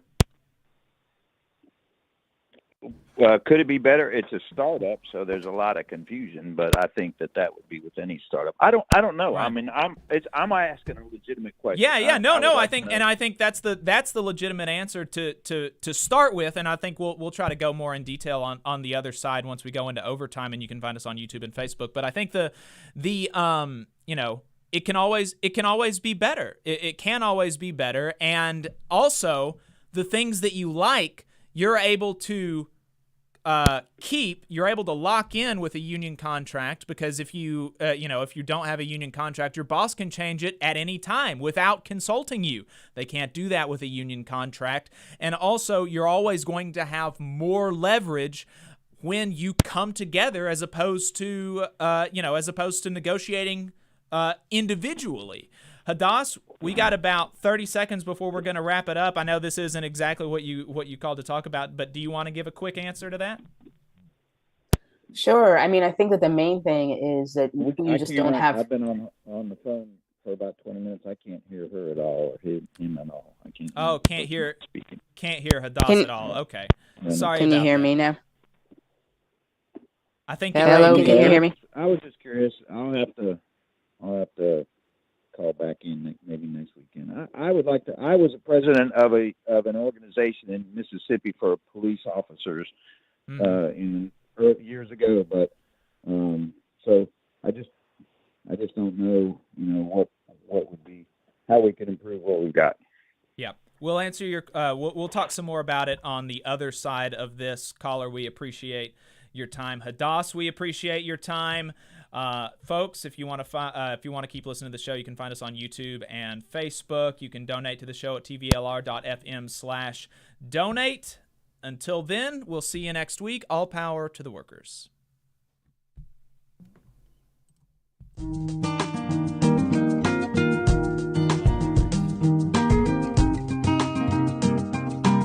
Thanks so much for your time. I really appreciate it. Okay, I think she's gone now. She's gone too? Okay. Yeah. All right. That was a bit of a cluster of an ending, but sorry about that, Hadas. All right, we'll go to standby. Are we taking a break here? Yeah, we're going to take a break really quick. Appreciate everybody staying with us. We're going to, on the other side, we've got some cool stuff lined up for overtime. We have, we're going to be talking about Elon Musk's brother. We're going to be bringing on AFGE National's communications director to talk about the VA. And we're going to be talking to Damon Garcia about his new book, The God Who Riots. So, folks, make sure you stay tuned. We will be right back after this break.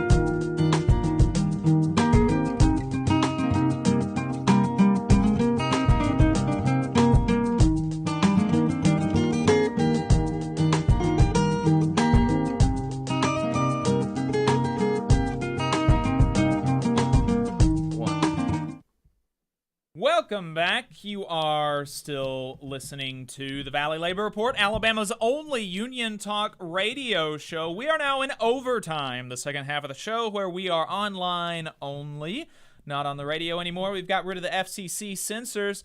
We appreciate you staying with us. We've got some cool stuff lined up for you. And first up, we've got Andrew Huddleston, Communications Director for the American Federation of Government Employees. Andrew, thanks for taking the time to talk to us. Thanks so much for having me on the show, Jake. I'm a big fan of what you all are doing with this show. Long-time listener and first-time caller, as it was. Well, I appreciate your support. We appreciate the support of the American Federation of Government Employees, and appreciate you being able to come on. I don't know if you were listening right before we went to break, but before we get to the hit that we were going to talk to you, that we wanted to bring you on specifically to talk about, as we were heading out of the main show, we got a caller ask, so I work for a manufacturing firm. I've got $7 an hour in raises over the past 5 years. I have 5 extra vacation days. I think I've got it pretty good. What could a union do for me? What would your answer be to that? Well, there are so many more things that a union brings to the table beyond just wages and benefits, but a voice on the workplace, making sure that you've got health and safety, that you have the ability to negotiate, scheduling to make sure that you have a normal schedule time to spend with your family, benefits, retirement benefits, healthcare, so that you have dignity, fairness, and respect on the job, fair pay, but also a dignified retirement. There's so much more that goes into a union than just pay and benefits. And also, I think that if you look at manufacturing overall, it sounds like potentially that is not as great of a deal as it may appear if you look at the data in aggregate for the United States. Right. And one of the things that I mentioned to him is that, okay, let's just say that you're totally satisfied. There's nothing else that you want from your job, which, I would find hard to believe. I think that there's always more, but even let's just grant that. That is not guaranteed without a union contract. It can be taken away anytime for any reason unilaterally by the boss without even so much as a consultation. And it doesn't work that way if you're able to get in a union contract that's signed by both parties. And there's a certain amount of a binding nature to your employment agreement that comes with a union contract. And what is a union? It is the workers coming together to collectively bargain and have some amount of say over the way that you do your work. And that's, you can get all of the money, all the money in the world and still have no say in your workplace. And that's something that a union brings to the table that you're not going to get outside of that. I think that's exactly right. We always say a boss's promise is temporary, but a union contract is in writing. Words in writing have meaning in this country, thankfully. And, that security that you get with a union contract, knowing that next year you're going to have the same deal and the boss can't just unilaterally change it, is something that a lot of people seek. We see how bosses have abused their power all throughout this country, story after story, every single day about that. Exactly. I think that's good enough for me. So, Andrew, we had a last-minute addition to the program yesterday when I saw this absolutely outrageous clip from Matt Gaetz, and I wanted to bring somebody on from AFGE, and so that's why we reached out to you. You're the communications director for the American Federation of Government Employees. It's the largest federal employee union, representing 700,000 federal employees, including workers at the VA. And so to set this up, Matt Gaetz, crazy person, is talking to FreedomWorks, crazy people, about the VA, which is veterans' preference for care, which is something that I'm sure, we'll get to a moment, Andrew. Matt suggests we just abolish it. Ben, let's play this clip. Here is my question to the group. Is it savable? Why not abolish the VA, take all of the money that we are otherwise spending and go to an any willing provider system within our communities. And then if people get bad care, they can vote with their feet, and you don't have a two-tier system of health care in this country with our veterans and with everyone else. So why not, Andrew? Why not abolish the VA? You know, I was watching this clip and some of the stuff around it last night in preparation for this. And what struck me was that, you know, Matt Gaetz is really maybe the most extreme formulation of this idea. But everyone on that panel, a host of different members of Congress, were talking about privatizing the VA. And in some ways, we need to thank Matt Gaetz for being upfront about what it is that they're talking about. Because when they're talking about privatizing the VA, they're really talking about the same thing, just doing it more slowly, which is dismantling the entire Veterans Affairs system and parceling it out and sending veterans out into the private sector. But we know that that's not something, a policy choice that's informed by what veterans want, what the VA does, or what the data shows us about healthcare outcomes and cost. So if we look first at what veterans say about the VA, 80% of veterans say that they're satisfied with the care that they get at the VA. 90% say that they would recommend, over 90% as a matter of fact, say they would recommend another veteran get their care at the VA. We know that the VA is veterans' choice for care, their preferred choice. If they can get care at the VA, they want to receive care from the VA. We also know study after study has shown over the course of many, many years that non-veterans who are treated in the private sector have worse outcomes when we're talking about cancer, renal disease, diabetes, mental health issues than veterans who receive care inside the VA. But until this year, really, we didn't have an apples to apples comparison study that showed how what outcomes veterans receive when they're treated in the private sector versus what outcomes veterans receive when they're treated at the VA. Now, thanks to a new study from Stanford that came out earlier this year, we finally do have that data. And what that data showed was that veterans have better healthcare outcomes in emergency situations when they are treated at the VA versus when they're treated at a private healthcare, versus when they're treated at a private hospital. That means they live longer. There are fewer people dying from preventable disease when they're treated at the VA. So those two things alone make this, a pretty bad idea. But then we need to think about what other services the VA provides us as a society, right? These VA hospitals are not just hospitals that treat our veterans, although they certainly are that. They're also anchors in these communities, right? Places where people come to fellowship and connect with their fellow veterans. They provide economic benefits to these communities, especially the rural communities where many of these places are, many VA centers are at.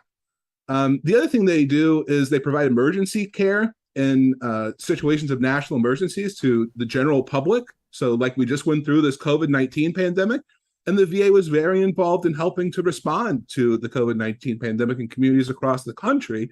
Likewise, the VA plays an important role in training healthcare professionals. Right now, across the country, we're seeing issues with short staffing, including at the VA, among healthcare professionals.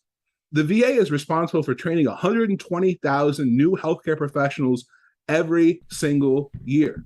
If we take that away from the United, if we just abolish that all of a sudden, we're going to have a lot of problems. So this is a really extreme position that is just not backed up by any of what veterans want, by the data and information about VA care. And if we follow this recommendation, what we're going to end up with is fewer veterans getting treated. They're going to be paying more for that care, and they're going to be getting worse outcomes in the private sector. So I don't know how anybody knowing that can recommend that we abolish the VA. And the worse care in the private sector, if we abolish the VA, there will be, there are already veterans outside of outside of a reasonable driving distance from a hospital. But this would further decrease their options that they've got. They love to talk about choice. I just want choice. I just want choice for veterans. And here he is saying, let's take away what is literally veterans' preferred choice, as you mentioned, but also it's going to it's going to severely hamper their ability to exercise their right to access care at all. Absolutely. And what we should really be looking at is the exact opposite of what Matt Gaetz and these folks at this Freedom Works panel were talking about. They're talking about privatizing the VA, shutting places down, closing hospitals for veterans, and sending them out into the private sector, when we really should be thinking about modernizing and expanding services at the VA. We just had this PACT Act, which is going to bring more and more veterans into the system who are now eligible for benefits for toxic exposure and other situations. So we really need to be thinking about how we modernize and expand those services and how we can reach out and touch and help more veterans, as folks have come back from the 20 years of war that we've been through in the past few decades, and make sure that those folks are taken care of and that we're meeting our obligations to these people who have really been fighting overseas on our behalf for 2 decades. Andrew, I think we have thoroughly destroyed, as they say on YouTube, Matt Gaetz. So well, here's hoping. I appreciate your time, and presumably we're never going to hear this again. People are going to see this clip and they're going to never, they're going to say, oh, okay, well, it doesn't make sense, and I'm never going to suggest this again. That's the hope. From your lips to God's ears. All right, brother. Thanks. Appreciate it. All right. Thank you very much. Yep. All righty, folks. So Elon Musk has a brother who is also a boss. Yeah. And apparently union busting runs in the family. So never procreate with a boss. That's going to be my advice. Elon Musk's brother, Kimball Musk, apparently a nonprofit he owns apparently a nonprofit educational garden company called Big Green. Workers at Big Green decided to unionize, and Kimball Musk responded by first making threats and then firing all 10 workers who were unionizing, according to a complaint filed by the National Labor Relations Board, which is seeking a court injunction against the company. Now, you could believe that the reason why the company suddenly fired all these workers is immediately after they began their union campaign is because they began their union campaign, which would be the most obvious explanation. Or you could believe what Kimball Musk is saying, which is that when, quoting from this Bloomberg article, when it stopped employing workers to set up and support, quote, learning gardens, pivoting instead to providing grants and support for organizations such as schools to establish gardens themselves, that this was just a total coincidence. It was just a total coincidence that they decided all of a sudden to stop employing these people and decided to provide grants to outside organizations to do this work instead. Just a total coincidence. In fact, Kimball Musk said the company decided to shift its model before even becoming aware of union activity. Magical. I mean, I guess that settles it.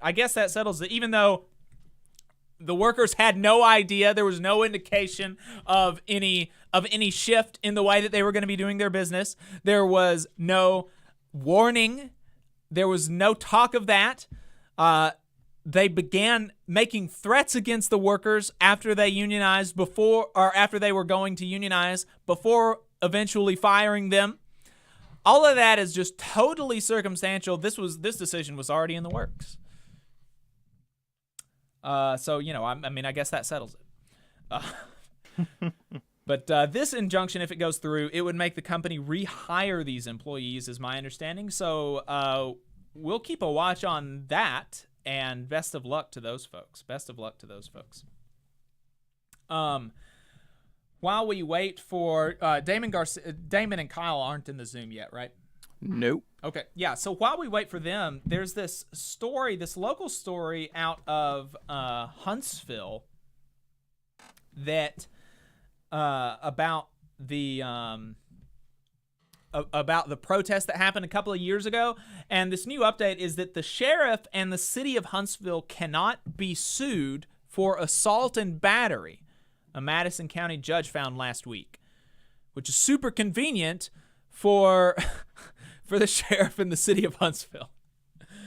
During the police riot in Huntsville a couple of years ago, April Grubb was shot by rubber bullets, ripping open her calf, and she had not, nor did the police even allege that she damaged any property or hurt any person.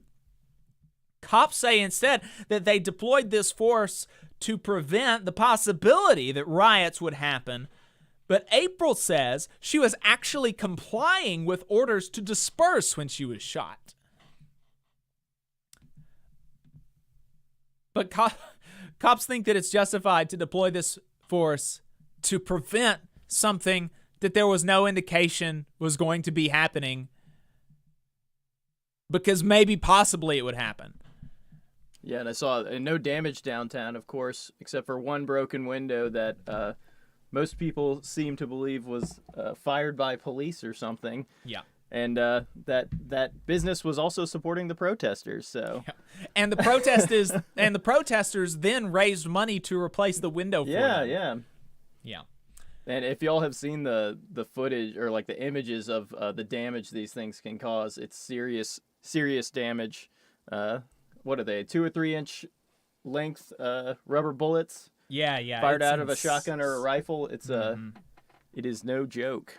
No joke at all. And I guess no one can be held accountable for that. It was just no. I don't know if you mind me jumping in, but what bugged me is the way that no one seemed to know who was in charge that day. City police were supposedly in charge, but there was snipers on the roof. There was state troopers everywhere with all sorts of weapons that were not supposed to be there. Right. And that was really disappointing to have such mayhem. And of course, no one's in charge. Chief McMurray is gone now, and no one to blame there. Yeah, so the charges against the sheriff and the city have now been dismissed by the Madison County Circuit Judge Alan Mann. So for now, though, the suit against the unnamed cops responsible, it does continue. But it's almost certainly just a matter of time before they dismiss that charge too, because in America, cops and bosses are held to a completely different standard than normal working people, which is to say, no standard at all. It's just crazy. We'll see what happens with that suit against the unnamed cops, but I can't imagine it going anywhere.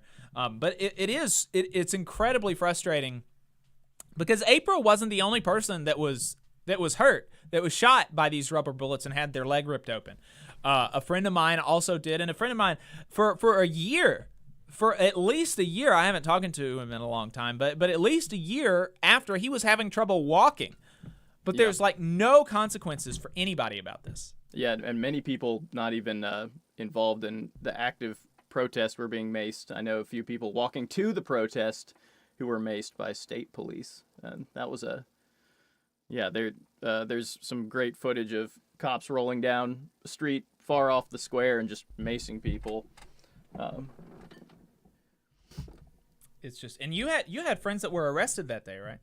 I did, yes. I had multiple friends, and I believe I had one friend who missed work and ended up quitting their job because they were in lockup. And although people arrived with bail money that evening, they were not processed or released that day or that evening, despite having money in hand that to bail these people out. Right. So they weren't able to be bailed out and join the riot again that same night? Yeah, I guess that was I don't know. They said there was shift change. They said they don't do it after a certain amount of time. There was a lot of excuses thrown around. But yeah. It's just crazy. Absolutely crazy. And I believe there's legislation to be able to keep people in jail. Is that right? I think you talked about that previously. Yeah, we talked to the sponsor of the bill actually for like an hour. Just throw them in jail indefinitely. Who needs them rights, Yeah, under that bill that he was proposing, that almost certainly he's going to propose again in this legislative session coming up after the election. But in that legislation he was proposing, you could be thrown in jail, convicted of a felony, thrown in jail for 6 months without ever having to have damaged any property or hurt any person or even been caught in the act of doing that. Yep. But you could still be thrown in jail for quote-unquote rioting for 6 months. And I know personally a few people were held under legal. I mean, they were. I think some were convicted over the January 6th, but almost all of them were dismissed. And one gentleman that they brought to court was getting in his car, leaving with the car on, and they dragged him out of his car, and he was arrested. And then they ended up dismissing the charges, of course, because I don't see how any judge could could penalize someone for being in their car trying to leave a protest. And then you said January 6th, but you meant the June 6th. protest, I'm sorry. Yeah. I was like, political whoa, wow. salad. Political salad. Wow, you had friends who were who were in January 6th. Wow, that's pretty. You've got a real. Yeah, and the FBI, they're really. Ben just has. This is why I'm not a co-host. I just can't. Ben has friends from all political stripes. He's got friends who are arrested at Black Lives Matter rallies. Brother, and friends all my who friends are in jail. Just let me tell you. Oh man, that would be crazy to be close friends with somebody arrested at Black Lives Matter protests and arrested for trying to overthrow the government. Well, I mean, we've got Alabamians that just got out of Ukrainian prisons, and we have Alabamians that are. There's all types in Alabama, you know? All types. That's right. Thanks for correcting me there. Yes, the June 6th. Yeah. All right. Well, have we got Kyle and Damon in the Zoom or one of them in the Zoom yet? Do not as of yet. Don't as of yet. Oh man. Oh wait, we do have Kyle. He is just bouncing in here. Let's get Kyle in here. All right. I told him 11:30, but we've done. He may have been in here. I may have done goofed. I told him 11:30, but we went through these topics so fast, and we missed one topic that we were planning on talking about today too. Because Bobby hadn't shown up. We were so the thing about there's a, and I'll just give like a little quick update on this. So we were planning on talking to Bobby Watson. He's the president of Steelworkers Local 971, which is one of 3 steelworker locals representing paper mill workers at West Rock in Fort Mitchell, Alabama. They had a contract ratification vote that ended this morning at 9 a.m., and we had planned yesterday, I was talking with Bobby, and we had planned for him to come on the show and announce the results of the count live on air at 10 a.m., but I guess the count, I haven't heard from him, but I guess the count is just going long, and I'm sure there's like all kinds of stuff going on. You know, you got people potentially preparing for a lockout, so I don't doubt that there's there's a lot happening there, and so he hasn't made it in, and he hadn't let me know what's going on down there. So, but the strike deadline, they had initially authorized a strike last week. And so they sent the 10-day notice to the company that they would go on strike Tuesday at midnight. The company came back with another offer, and so they voted on that. Voting ended at 9. The company said that if they vote it down, they will lock them out beginning Tuesday at midnight. So we could potentially be looking at a paper mill lockout at Fort Mitchell, Alabama, West Rock Paper Mill. Tuesday at midnight. We'll try to keep you updated on that, and if Bobby gets in touch with me before we go off the air, then he'll be able to come on after we talk to Damon and Kyle. So that's the update on that. We'll keep you updated though. Maybe we'll have something for you next week for sure. So. And we have Damon in the Zoom just now. I'm just going to be setting up the frames. All right. So we have, I'm really excited about this. It has been a very long time since we've talked to both of these folks. But Damon Garcia is the proprietor of the Damon Garcia YouTube and TikTok channels, and now author of the new book, The God Who Riots, Taking Back the Radical Jesus. We've got him on now to talk about his new book, and to help facilitate the conversation, we've got Kyle Kearns, proprietor of the Labor Kyle YouTube channel, co-host of All Gamers Are Bastards, proprietor of Profane Illuminations, a new show by Zero Books, and soon an author as well. And he has a day job, presumably. I don't know what. I don't know. You guys are busy. Yeah, dang. Damon, Kyle, thanks for taking the time to talk to us. I appreciate it. Yeah, thank you. I'm so happy to be here. This is exciting. I've been looking forward to this for a long time. Yeah, me too. Nice to be here, friends.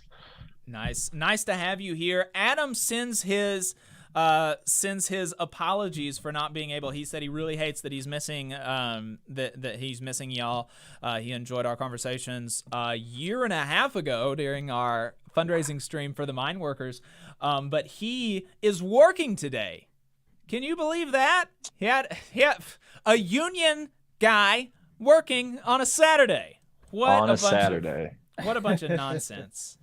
But yeah, so he's working. He's a stagehand. He's a union stagehand member of IATSE, the Stagehands Union, Local 900 here, and they've got a show or something that came up, and so he was like, oh well, it'd be nice to have the money, so I'm going to take that. And he doesn't get paid for this, so neither do I. So,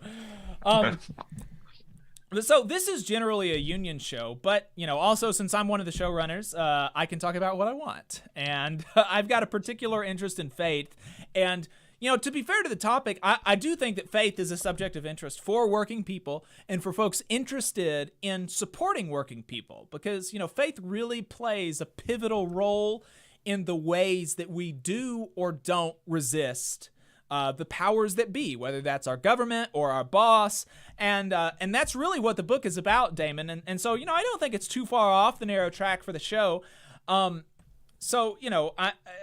I mean, right? I think there's definitely things to talk about when we're talking about the intersections of faith and the political working class.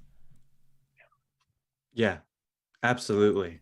Yeah, I mean, I felt really excited to write this book, especially because I grew up in an evangelical church, and I was in ministry and that kind of church growing up. So it was a pretty conservative theology and conservative politics. And then I ended up exploring, once I felt like I was called to ministry, I was like, okay, let me really study this stuff out then. Went to Bible college a bit, learned a lot of stuff. And I felt like this was a huge responsibility to be leading people like this and to be talking about these big ideas. But as I kept studying and learning and doing ministry, I found myself outside of those theological boundaries of my denomination. And I realized oh yeah, there definitely is a way more progressive way to talk about this stuff.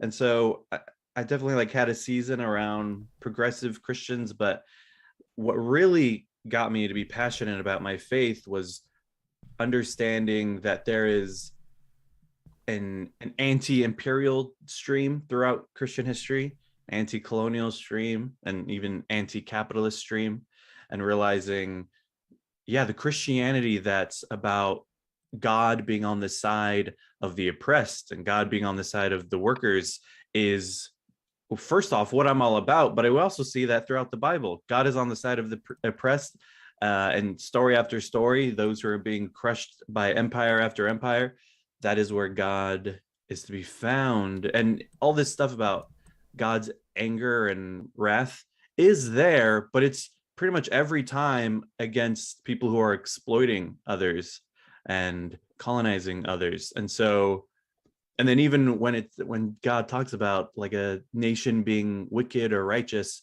what he goes to is, how did you take care of the widows and the orphans and the foreigners? And so once I was able to see the Bible from that lens, I realized oh yeah, this changes everything. I don't have to be the type of progressive or lefty Christian that just ignores the bad parts of the Bible. I can just realize, okay, how do we read ancient sacred text? What is the character of this God? And a big part of what I argue in the book is that this God is on the side of the powerless and the poor as they struggle for freedom, to take power from those who have the power to make them poor. And that's also a big part of liberation theology. So that was a big inspiration too. I think that, that is really, really, it's really underemphasized in a lot of in conservative Christian theology. The way that the God of the Bible seems not terribly happy with people in power and people particularly who abuse their power and abuse people who are less powerful than them. And I have lost track of which verse it is, but I am 85% sure that I recall somewhere in the New Testament a recitation of the sins of Sodom and Gomorrah and why it is that Sodom and Gomorrah was destroyed. And so the name Sodom is so associated with homosexuality that has become the name for homosexual relations in some instances, sodomy, right?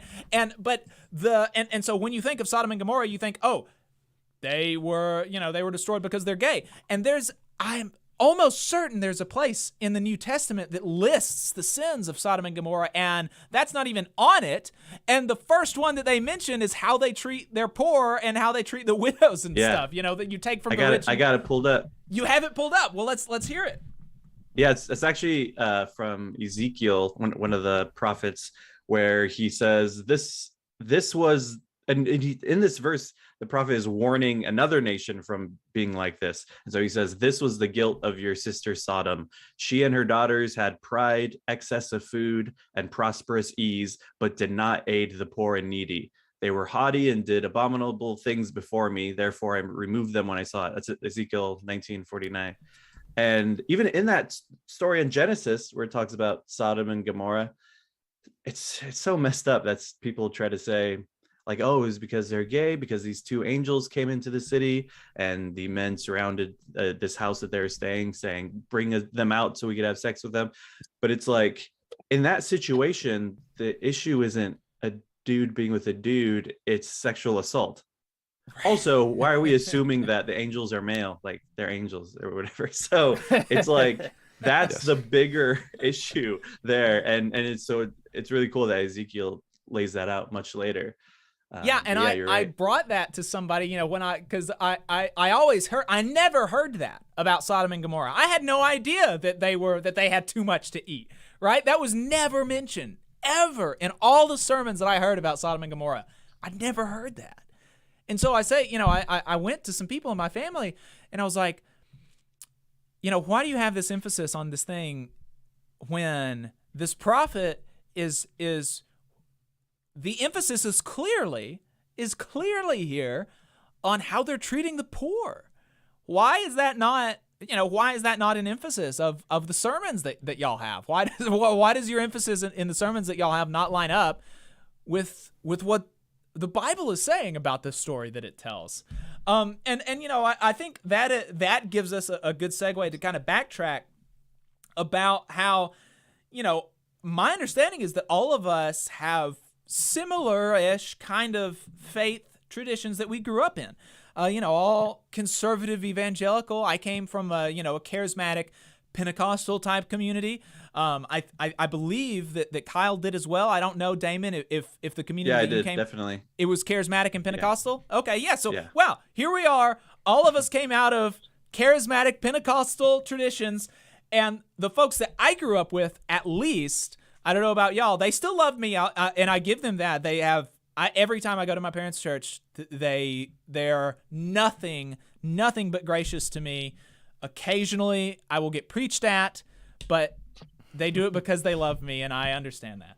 But they would say that I'm a godless commie, right? They still love me, but I'm a godless commie, and I'm assuming that the people that y'all grew up with would say similar things. So, Damon, you've been talking. So, Kyle, I want to give this to you. Talk to us a bit about your religious upbringing and why you went so wrong. Oh, yes. Well, Bible college, just like so many of us, I was raised in like a holiness tradition, in the Wesleyan tradition. So calling it charismatic is like, it wasn't charismatic in liturgy necessarily, but in its origins comes from holiness movements in the 19th century, which is in the same sort of context, the context of revivalism, of the tent revival, as well as this sort of like and a less coherent version of church. And by that I mean like less of in the 19th century there was, you know, less establishment in terms of Protestant denominations even than there are today, while this had already been, you know, there had been a significant amount of time passing to where Baptist and Presbyterian traditions, especially in the United States, had started to really take hold. The kind of church that I grew up in was something that kind of formed around and outside of that. And as a result, it was in its origins this very sort of like decentralized kind of worship service, still very Christian, you know, Christian of the Bible in the way that people would be most familiar with it, but something that was very different than how it ended up being. When I grew up in a very traditional evangelical church, in that it had a very strict hierarchy. At the top was the pastor, his deacons, and the people that he chose to sort of, you know, rise to that inner circle as friends and family. And then below that was a set of staff at the church as well, and then a volunteer staff. And for a really long time, that was basically my entire life. My family's very religious. They're lovely people. We still get along great. But I spent most of my time in church volunteering in music ministry with students, teaching Sunday school, all kinds of stuff. The problem is that not only was I struggling a little bit as I was learning to articulate my own politics. I grew up in a union house. My family trade is actually firefighting and the building trade. So pretty much everyone in my family was in some way in a union house, but they're all very conservative and very religious too. But as a result, throughout my childhood and the way that I was brought up, behind me were always this sort of like how like I was being taught about loving and caring for the least of these, and presumably that includes the poor, while watching people who have a great deal not just keep their sort of actual resources for themselves and for their church, but in the way that they lived their day-to-day lives, they were obsessed with this sort of top-down way of doing church. They encouraged people to monitor each other, everyone in church turns into little snitches to start praying for each other and that sort of a thing. You, rather than being affirming and encouraging of people for who they are and trying to figure out some sort of greater project by which the teachings of Jesus can allow us to be bigger than ourselves, instead they encourage people to monitor each other, to snitch on each other, and to do this very quiet sort of conflict and aggression on behalf of the people who are in charge. And if that sounds familiar to you as a labor radio show, it sounds like some boss nonsense. Yeah. Like monitoring your behavior, making you work and be a certain way and act a certain way, encouraging you to snitch on people who aren't quote unquote doing what they want. And in the back of my head the entire time was also, I'm gay. And like, it was hard growing up. It was like gay stuff was at the center of the culture war. The culture war was just now starting to take its shape that we're familiar with. And at the center of that was like gay marriage and adoption. And I grew up in Florida, and that was a big conflict for a while, whether or not they'd let gay couples adopt. And it just like, it came to a head eventually. Eventually I couldn't allow the really powerful impacts of the teachings of Jesus of Nazareth could not circle the square of the evangelical church I grew up in. It makes me think of what's so important. What I think about Damon's book is that it's an attack on church from above, and this idea that like from below looks like conflict, different way of doing church in a different way, just as you were saying, Jake, with the thinking through a new way of thinking through faith, revisiting the supposed, narrative of Sodom and Gomorrah and realizing it was actually different. Books like Damon's allow us to have a new way of seeing church despite of all of the stuff that we all grew up in that we're most familiar with, and that no, there's actually a different way to do things. And that's what really resonated with my background, I think. Yeah, that is fascinating. I can say, you know, in fairness to the church that I grew up in, it was very much not like that. The denomination that they have on their signs is actually holiness. It's very charismatic in liturgy, but it is very much not top down, and particularly in the church that I grew up at, because it's not, there's no like in this particular movement, there's no hierarchy of the denomination. It's all just 100 some odd churches that are loosely affiliated with each other, and the affiliation is so loose that on opposite ends of the spectrum, you're going to have people who are like liberal in that some of them go to ball games, and conservative in that they don't wear jewelry, that they don't even, some of them don't even consider themselves people on the other end of the spectrum actually part of the movement. But that's how kind of loose the affiliation is. But in my church particularly, it was and I always loved this. And now thinking back about it, it kind of confuses me that they don't take this outlook outward, but the service is very small d democratic. The preacher has my whole life been sickly, and so he's at church maybe 50% of the time. So half of their services don't even have a pastor over it. They just have some guy leading the service. And 90% of services do not have a sermon.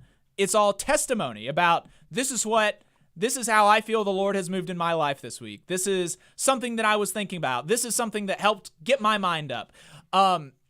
And you know, so but when you take them out of the context of the church, they become exactly like any other evangelical, in that if the boss does something to you, pray about it or get another job, right? Suffer in silence. Don't fight back. It's your fault. Potentially, it's even your fault. And if it's not, just pray about it.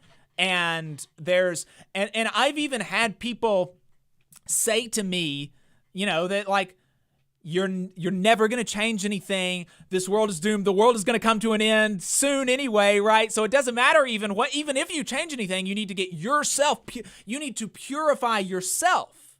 You need to focus on yourself, and any bad that happens in the world, accept it, put your head down, and move on. And that always seemed, you know, there is a bit of a dissonance with how they conduct their services, because it's very like anybody. I mean, literally, it's so democratic, small d, that a preacher can be up preaching, the guy, and a teenager can walk across the altar and lay hands on somebody in the middle of a sermon and interrupt the sermon, right? This would, you know, so I mean, I think that's really, really freaking cool. And I've always loved that about that church, but it's very much the same as anybody else. And I wonder about, you know, I don't know.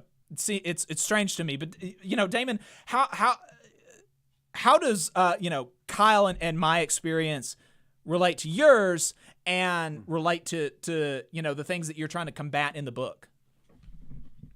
Yeah, it's interesting growing up Pentecostal charismatic, because my parents started going to church when I was 2, and they felt like they needed some radical life change. And my mom's sister started going to church, so that's when they started looking for a church, and they ended up at this church that had a heavy focus on deliverance ministry. And before they knew what that was, they felt it. And in those contexts, deliverance means basically it could be like spiritual deliverance, of like deliverance from sickness or from grief and loss or addiction. Also, on the more extreme end, deliverance from literal demons and stuff like that. But I grew up with them really prioritizing, okay, the point of this faith is to help transform people's lives for the good, to deliver them from that which oppresses them. And I think that played a huge part as I started evolving, because I felt like, okay, well, there's a lot other types of deliverance that people need, like deliverance from lack of healthcare, deliverance from lower wages, deliverance from this housing crisis we're in. So it's like, if we're really about this, if we're really about the spirit liberating us from these issues, then let's think bigger and let's think more systemic. And what we often see is for a lot of people, the fastest way to becoming this radical leftist is through their faith instead of in spite of it. And so I continue to be really inspired because that's my story. I know that's Kyle's story. I know it's part of your story, Jacob. And it's like, yeah, of course. So there's a lot of us. It's interesting. I think more people who are like, have faith and have these leftist politics.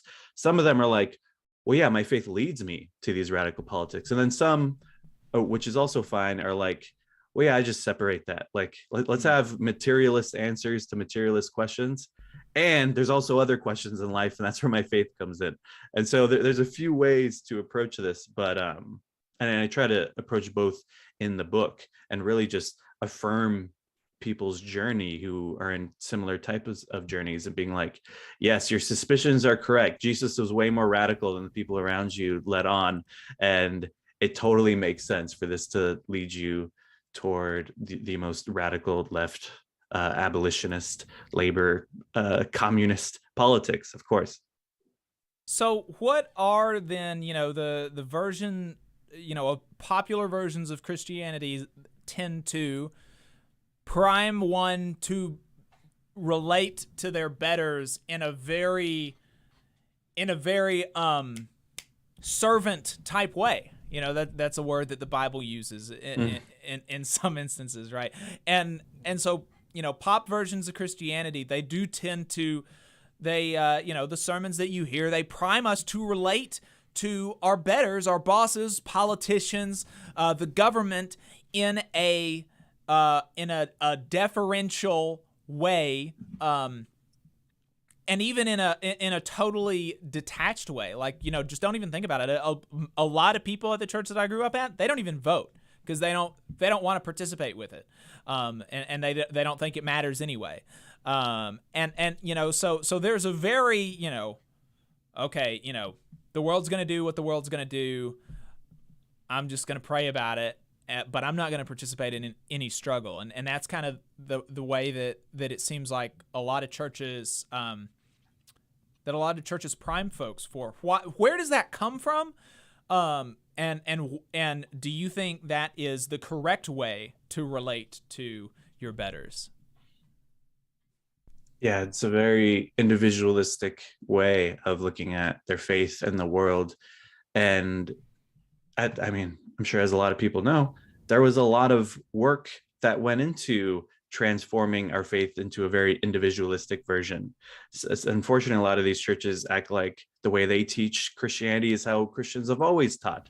But there is cultural developments that led to it being taught differently like this. And so I think it is awesome that a lot of churches talk about helping people, serving people, and being able to care for others. But I think a lot of them stop at thinking about it in a systemic level and realizing, I love the quote from Dr. King where he said, we're all called to be the good Samaritan on life's roadside and help those who are beaten on the side of the road, or the beggars.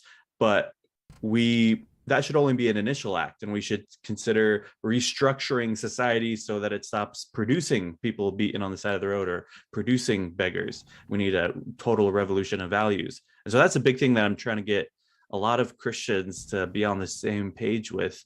And it's also interesting because with that narrative of, yes, it's good to help people who are poor, it's good to take care of others, it becomes more difficult to see themselves as someone who is in need, realizing like, oh yeah, I make significantly low wages too.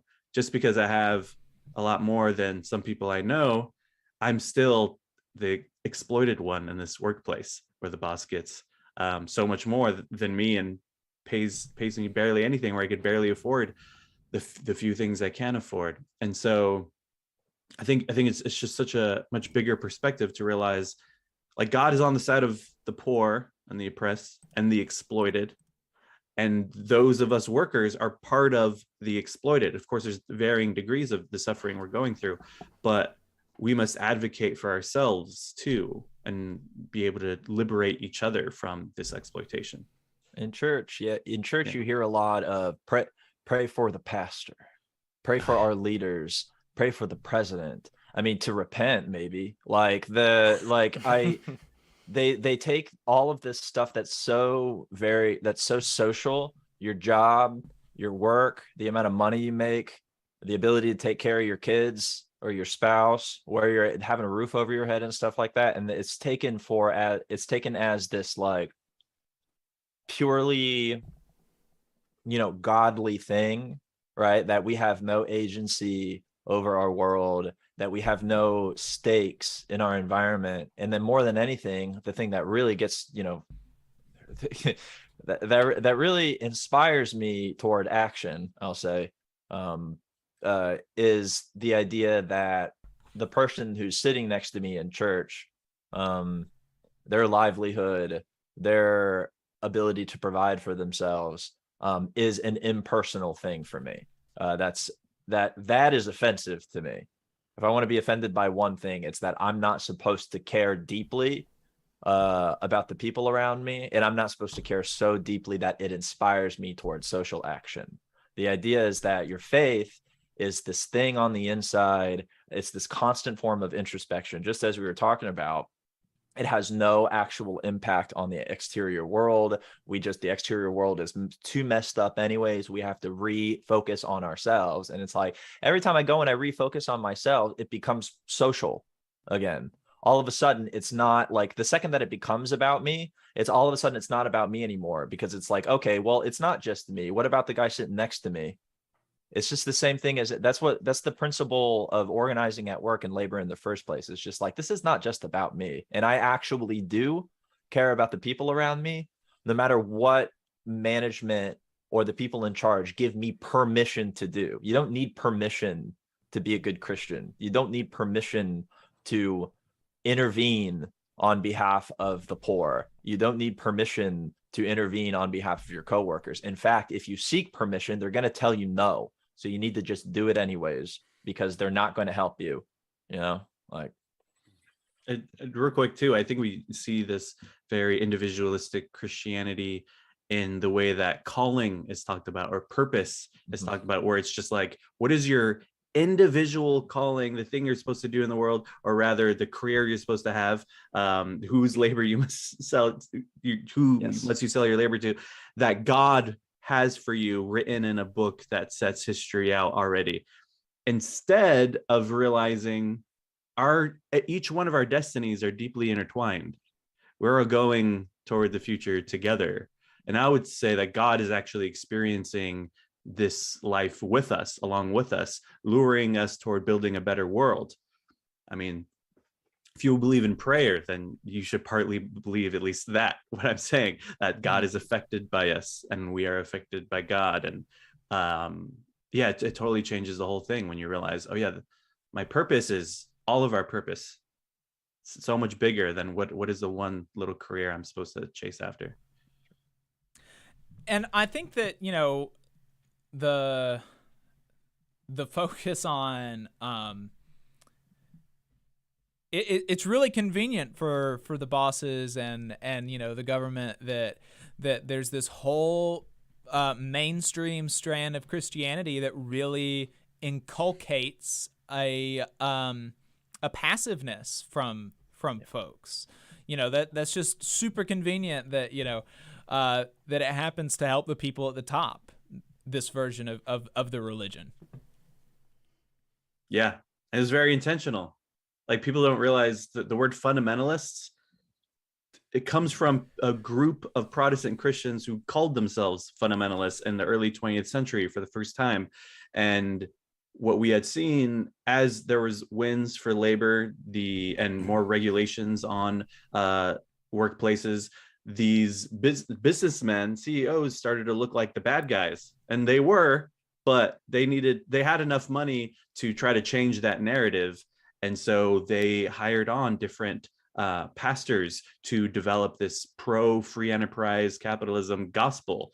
And they're doing it, especially also because there were a lot of Christian socialists at the time who were like, of course our faith leads us to do this work.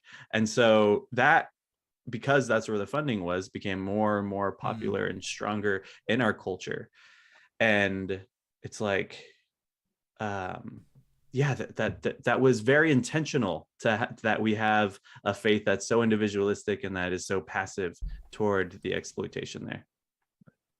And that's and then real quick, the fundamentalists come from because an oil businessman paid some ministers to put together this pamphlet filled with all the fundamental beliefs we must all agree on to combat the culture war and combat liberalism, progressivism, and all that. And that's where that term comes from. And now, of course, it's evolved to describe very constrictive religion. But yeah. Wow, I didn't realize that. And so you know, combating this you know, popular version of Christianity or some aspects of it, you know, that was a big reason for writing the book. And so the what are the things about Christianity that's in the Bible that leads you to, you know, maybe what are some of the stories that lead you to the conclusion, you know, that we should be on the side of workers, that you don't actually have to be so deferential to people in power, that you know, that things can change and things can change for the better, and we should be active in making that so. What are the things in the Bible that make you think that make you think that way? Yeah, like I mentioned earlier, there's several verses throughout the Old and New Testament about caring for the unprotected. I mean, this stuff about widows and orphans that you could see again and again, the reason those get brought up again and again is because as a class, they were unprotected because they weren't like a part of a man's household. And so it's so important for God to emphasize these people have no one to advocate for them, so they must be advocated for. And that's what it means to be this just society. And then also again and again, stories of workers, even in some of Jesus's parables, of workers being exploited, and really emphasizing how evil these bosses who are characters in these parables. But I think the big thing is straight from the beginning of Jesus's ministry, he quotes Isaiah and says, "The Spirit has anointed me to free the oppressed and to free those in prison." And it's like, that is what I'm doing here. It's not about getting you, it's changing something in your soul so you could go to a good place after you die. It's about building a new kind of world. And then when Jesus talks about the kingdom of God, he doesn't talk about it as someplace elsewhere. He talks about it as something that grows from within you and out into the world, where the first are last and the last are first. And so you see every step of his ministry, that is how he's living it out, taking special attention on the poor and on the sick. And then after he leaves, the disciples have catch the vision and immediately start building these communities where they share property and they take care of one another, because they realize that's what it means to be a Christian. And then the whole book of Acts, they're inviting people into those communities, and none of those evangelists are telling people, join us or else you'll go to hell and burn forever. None of the evangelists in Acts. It's all about join this community where we can take care of one another and survive the oppression we're facing under the Roman Empire. And even in the Lord's Prayer, which is, you know, the way that Jesus teaches people how to pray, one of the opening lines is, "Thy kingdom come on earth as it is in heaven." And, you know, there's a real interest in the world changing, and in God's kingdom coming to earth, and us being part of that happening. Yeah, and that's why Jesus was killed. Like, crucifixion was specifically a political punishment for those who it was for sedition, those who, and that's also why it was always in public on a hill for everyone to see what happens to those who stand against the rule of Caesar and the rule of Rome. And it's also way more likely that when Jesus was crucified, there wasn't just two people beside him. There's probably a bunch, because they did that a lot, crucified a bunch of people, so people could see to stay in line. And so Jesus teaching about the kingdom of God ushering in the kingdom of God is implying the ushering out of the kingdom of Rome. And his disciples clearly knew this. They were envisioning the end of the kingdom of Rome a lot. And Jesus, as a Jew who thought, like many Jews of the time, totally believed that God would destroy the Roman Empire. And he was interested in teaching people these new social values to live out post the destruction of our empires. And I think that Rome fell, and then of course other empires replaced it. But I think it helps for us to keep that vision of there's another way to live. There are other ways to live out our faith. It's your testimony, right? Like, sorry, please. I was just gonna cut in and ask y'all's like opinion. This has been cutting in, but I thought it was interesting how they treated like non-Jewish people in the Bible and how like generous it seemed like the people that were outside the I guess the Jewish system at the time were treated, and like how Jesus spoke to that. I wanted to get y'all's take on that. Yeah, I think that was a big Paul thing in the New Testament, where he felt particularly called to the Gentiles and teaching people that, oh yeah, this salvation thing, this God's love thing is universal. And and during his life, up until the point he died, that was not popular. The leaders of the church were saying, no, that we don't need to do that, and that's not right. And then decades after he died, after the temple was destroyed in the year 70, and people started to put together the Gospels, people realized like, oh yeah, this is a good idea actually, especially because we're experiencing so much suffering and it's hard to keep going. And and that's why the Gospels are written in Greek, like Paul's letters are written in Greek to reach out in that way. And so Kyle has written a lot about Paul and knows a lot of things that I think really stretch this whole thing way bigger and wider. Paul is like both of the previous question and that one are sort of unified in Paul, right? Like, what's significant about the Christian faith as a tool through which we can articulate a desire for change in the world, as an annoying way of saying, how can I make change with what I've known in my life? And the testimony, something that's practiced that we've talked about today already, and something that's practiced widely across Christianity, is something that I think is really remarkable and that you can find in the work of Paul. And that tells us that it's not like these things that are just about me or that I'm told are just about me. It's a personal faith, a personal relationship, or whatever, is actually kind of nonsense. Paul's testimony, the change in Paul's life, Paul received a new name. He received an entire new lease on life, and he started preaching to people this idea that you can achieve a new body,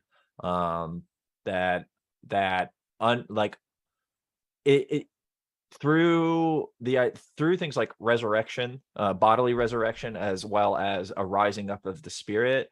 There's our will to and desire to make change in the world can actually be an affirmation of something so big, and it can actually create promises for the future that open up our ability to try and think through why something so impactful for me is actually important for other people. Paul had the most intense sort of like the narrative around Paul and his intense life-changing experiences and encountering Jesus and losing sight and regaining it and gaining a new name is all related to the idea that like the radical experiences that you have in faith are not just your own. They're not personal, but they're profoundly social. They exist in a world. You articulate them amongst the people that you love, and you have a desire, I'm sure, to help other people receive those same intense, sort of very spiritual experiences. I've received those spiritual experiences more places outside of church by and far now than I have inside of it. The way that I articulate my story and my testimony all comes from standing in pickets and going out on strike and standing up against really bad bosses and standing up against politicians and running candidates against them, and then using everything that I learned in church to do all of that.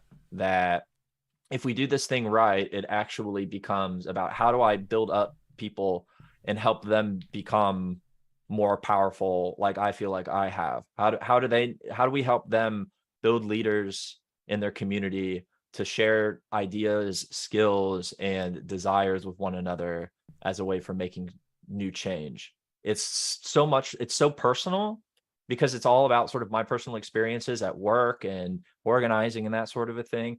But it also has never once actually just been about me, and has always been about other people. And it's taught me everything that I need to know about how to engage in my workplace, how to stand up for people, how to articulate that politically, how to talk about it with others, because other people have the same experience too. We just, it tells us a lot about each other, I think.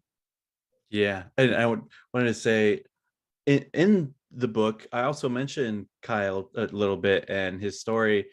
And in order to say that people who grew up like Kyle and people who grew up like us, from the perspective of the God that a lot of us grew up with, it's a tragic story of like, they started very good on this good path with these fellow Christians, and then they started being manipulated by these strange philosophies and were led out, and now they couldn't be further from God as leftist labor organizers. But from the perspective of the God of the Exodus, who frees the slaves, or the perspective of the God of Jesus, who talks about liberating the oppressed, from the perspective of that God, people like us have been on one long, consistent journey, further following the calling of this much more liberative God that we actually experience. And of course, that goes outside of our churches. Yeah, and I think, that's getting close to a pretty good place to end it on. But I did want to make sure that we addressed the title of the book. The God Who Riots is a very provocative title, and it came you announced it in a very provocative time.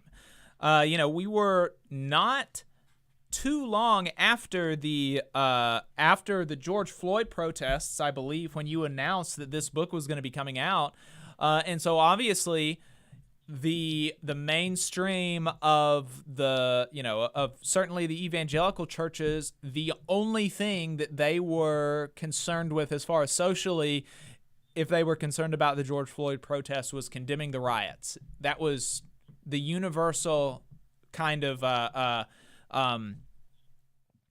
thrust of the evangelical church politically at that time. And here you are with a book that is saying God riots. That's that's some pretty out there stuff, Damon. Well, how do you justify that? Yeah, and the subtitle is Taking Back the Radical Jesus. And yeah, the title references Jesus in the last week of his life going into the temple, and this classic story many people know, flipping tables and pouring out coins. And that when growing up, that story was taught as like this spontaneous temper tantrum, like Jesus just couldn't handle what he was saying, so he started flipping stuff. But what we see he's more likely doing is a planned temple demonstration, especially after this demonstration on Passover Sunday, when he goes through on a donkey while people wave leaves. Probably, just we know this from the historian Josephus, probably at the same time that Pontius Pilate was coming from the entrance on the other side of the city on a war horse with his armies. And so it's like a deliberate lampoon of that. And so in this temple with in the demonstration in the temple, he's flipping specifically the things within the outer court that were being used to buy and sell. And he does this to put a temporary hold on their activities for everyone to hear him. And he says, you've turned this place into a den of robbers. And something I found really fascinating is that a den of robbers isn't where people are robbed, like we may assume. A den of robbers is where robbers go and hide, thinking they're safe. And he's also directly quoting Jeremiah, who also had a very similar temple demonstration. And he like more clearly lays out that way of looking at a den of robbers, saying you're doing all of this injustice, and then you're coming in the temple saying we're safe, it's all good. It's like and then they try to kill Jeremiah too, but he just got away at that time. And Jesus is essentially accusing the religious leaders of his day of using their religion to hide and avoid the injustices going on everywhere. And this demonstration includes property destruction with the flipping of the tables, looting with the pouring out of coins and freeing the animals that are being bought and sold. Because looting doesn't have to be stealing something for yourself, but rather taking it out of this cycle of consumption for people to take. There's a spirit of sharing sometimes in looting. And so having that knowledge, and then seeing the George Floyd protests happen, and remember the third night in Minneapolis, the 3rd precinct police station was on fire, and I was watching a live stream of it and seeing protesters dancing and celebrating in front of that fire. And at the time, COVID had also just started, so a question on the front of a lot of people's minds was, where is God? Where's God in all of this suffering we're experiencing? And when I saw that live stream dancing in front of that burning precinct, I said, that's exactly where God is. I very much felt it, already having this understanding of God. It's like, of course, that's where God is to be found, among those who are exploited and fighting to build a new world. And so that's what the title references. And then just throughout the book, I'm talking about a lot of stuff to basically just convey this theme that we see again and again. God is on the side of the oppressed as we build a new world, which will be met with conflict, but through solidarity and action is how we get there. And that's what Jesus was all about. And so, yeah, that's basically the whole book. Damon Garcia, the book is The God Who Riots, Taking Back the Radical Jesus. Kyle Kearns, proprietor of the Labor Kyle YouTube channel, participated in the conversation. We appreciate both of you. Damon, where can people find your work other than anywhere they find books? Yeah, I got DamonGarcia.com. You can follow me on Twitter and Instagram at whoisdamon. You'd send me a DM and say, hey, I heard you on the Valley Labor Report. That'll make me happy. It was a great time. I love being on here. And Kyle, what about you? Did I get all your plugs, or were there some that I missed? Yeah. Labor Kyle on stuff and Twitter and whatever. Follow me. I got some stuff up at the Zero Books YouTube channel as well. If you'd like to go watch, that'd be fine.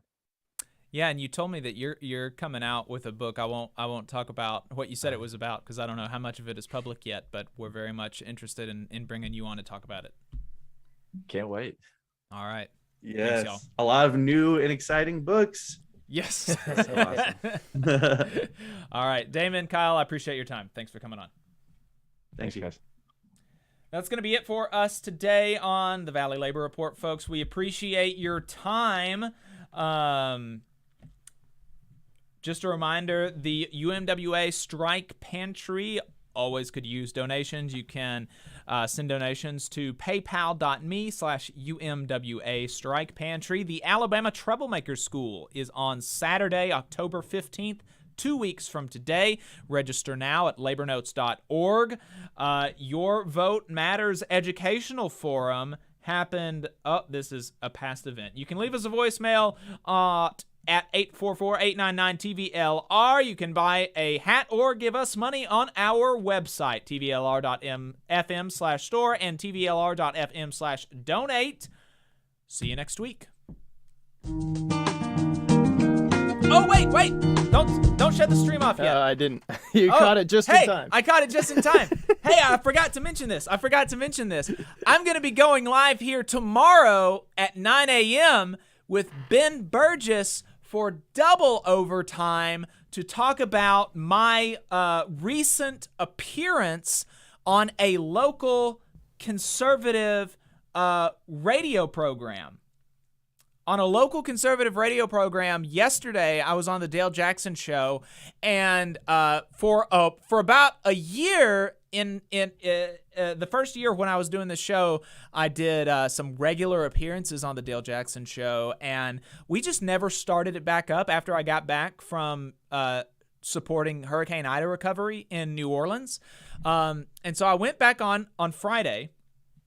I went back on the Dale Jackson Show on Friday, and I want to I want to seriously evaluate whether or not it's like worth my time or that it's having a positive impact. So I think we may be doing some occasional double overtimes on Sunday morning, maybe bringing in debate bros to assess my performance and see if it's worth continuing to do that, because I don't want to do it just to do it. I only want to do it if it's worth it and if it's valuable. So we're going to be going live tomorrow at 9 a.m. with Ben Burgess, and we're going to be reacting to my recent appearance on the Dale Jackson Show, where I talked about Steve Marshall refusing to do anything about child labor in the state of Alabama. So just wanted to make sure that I said that I did that plug. So see you tomorrow, actually, and then again next week.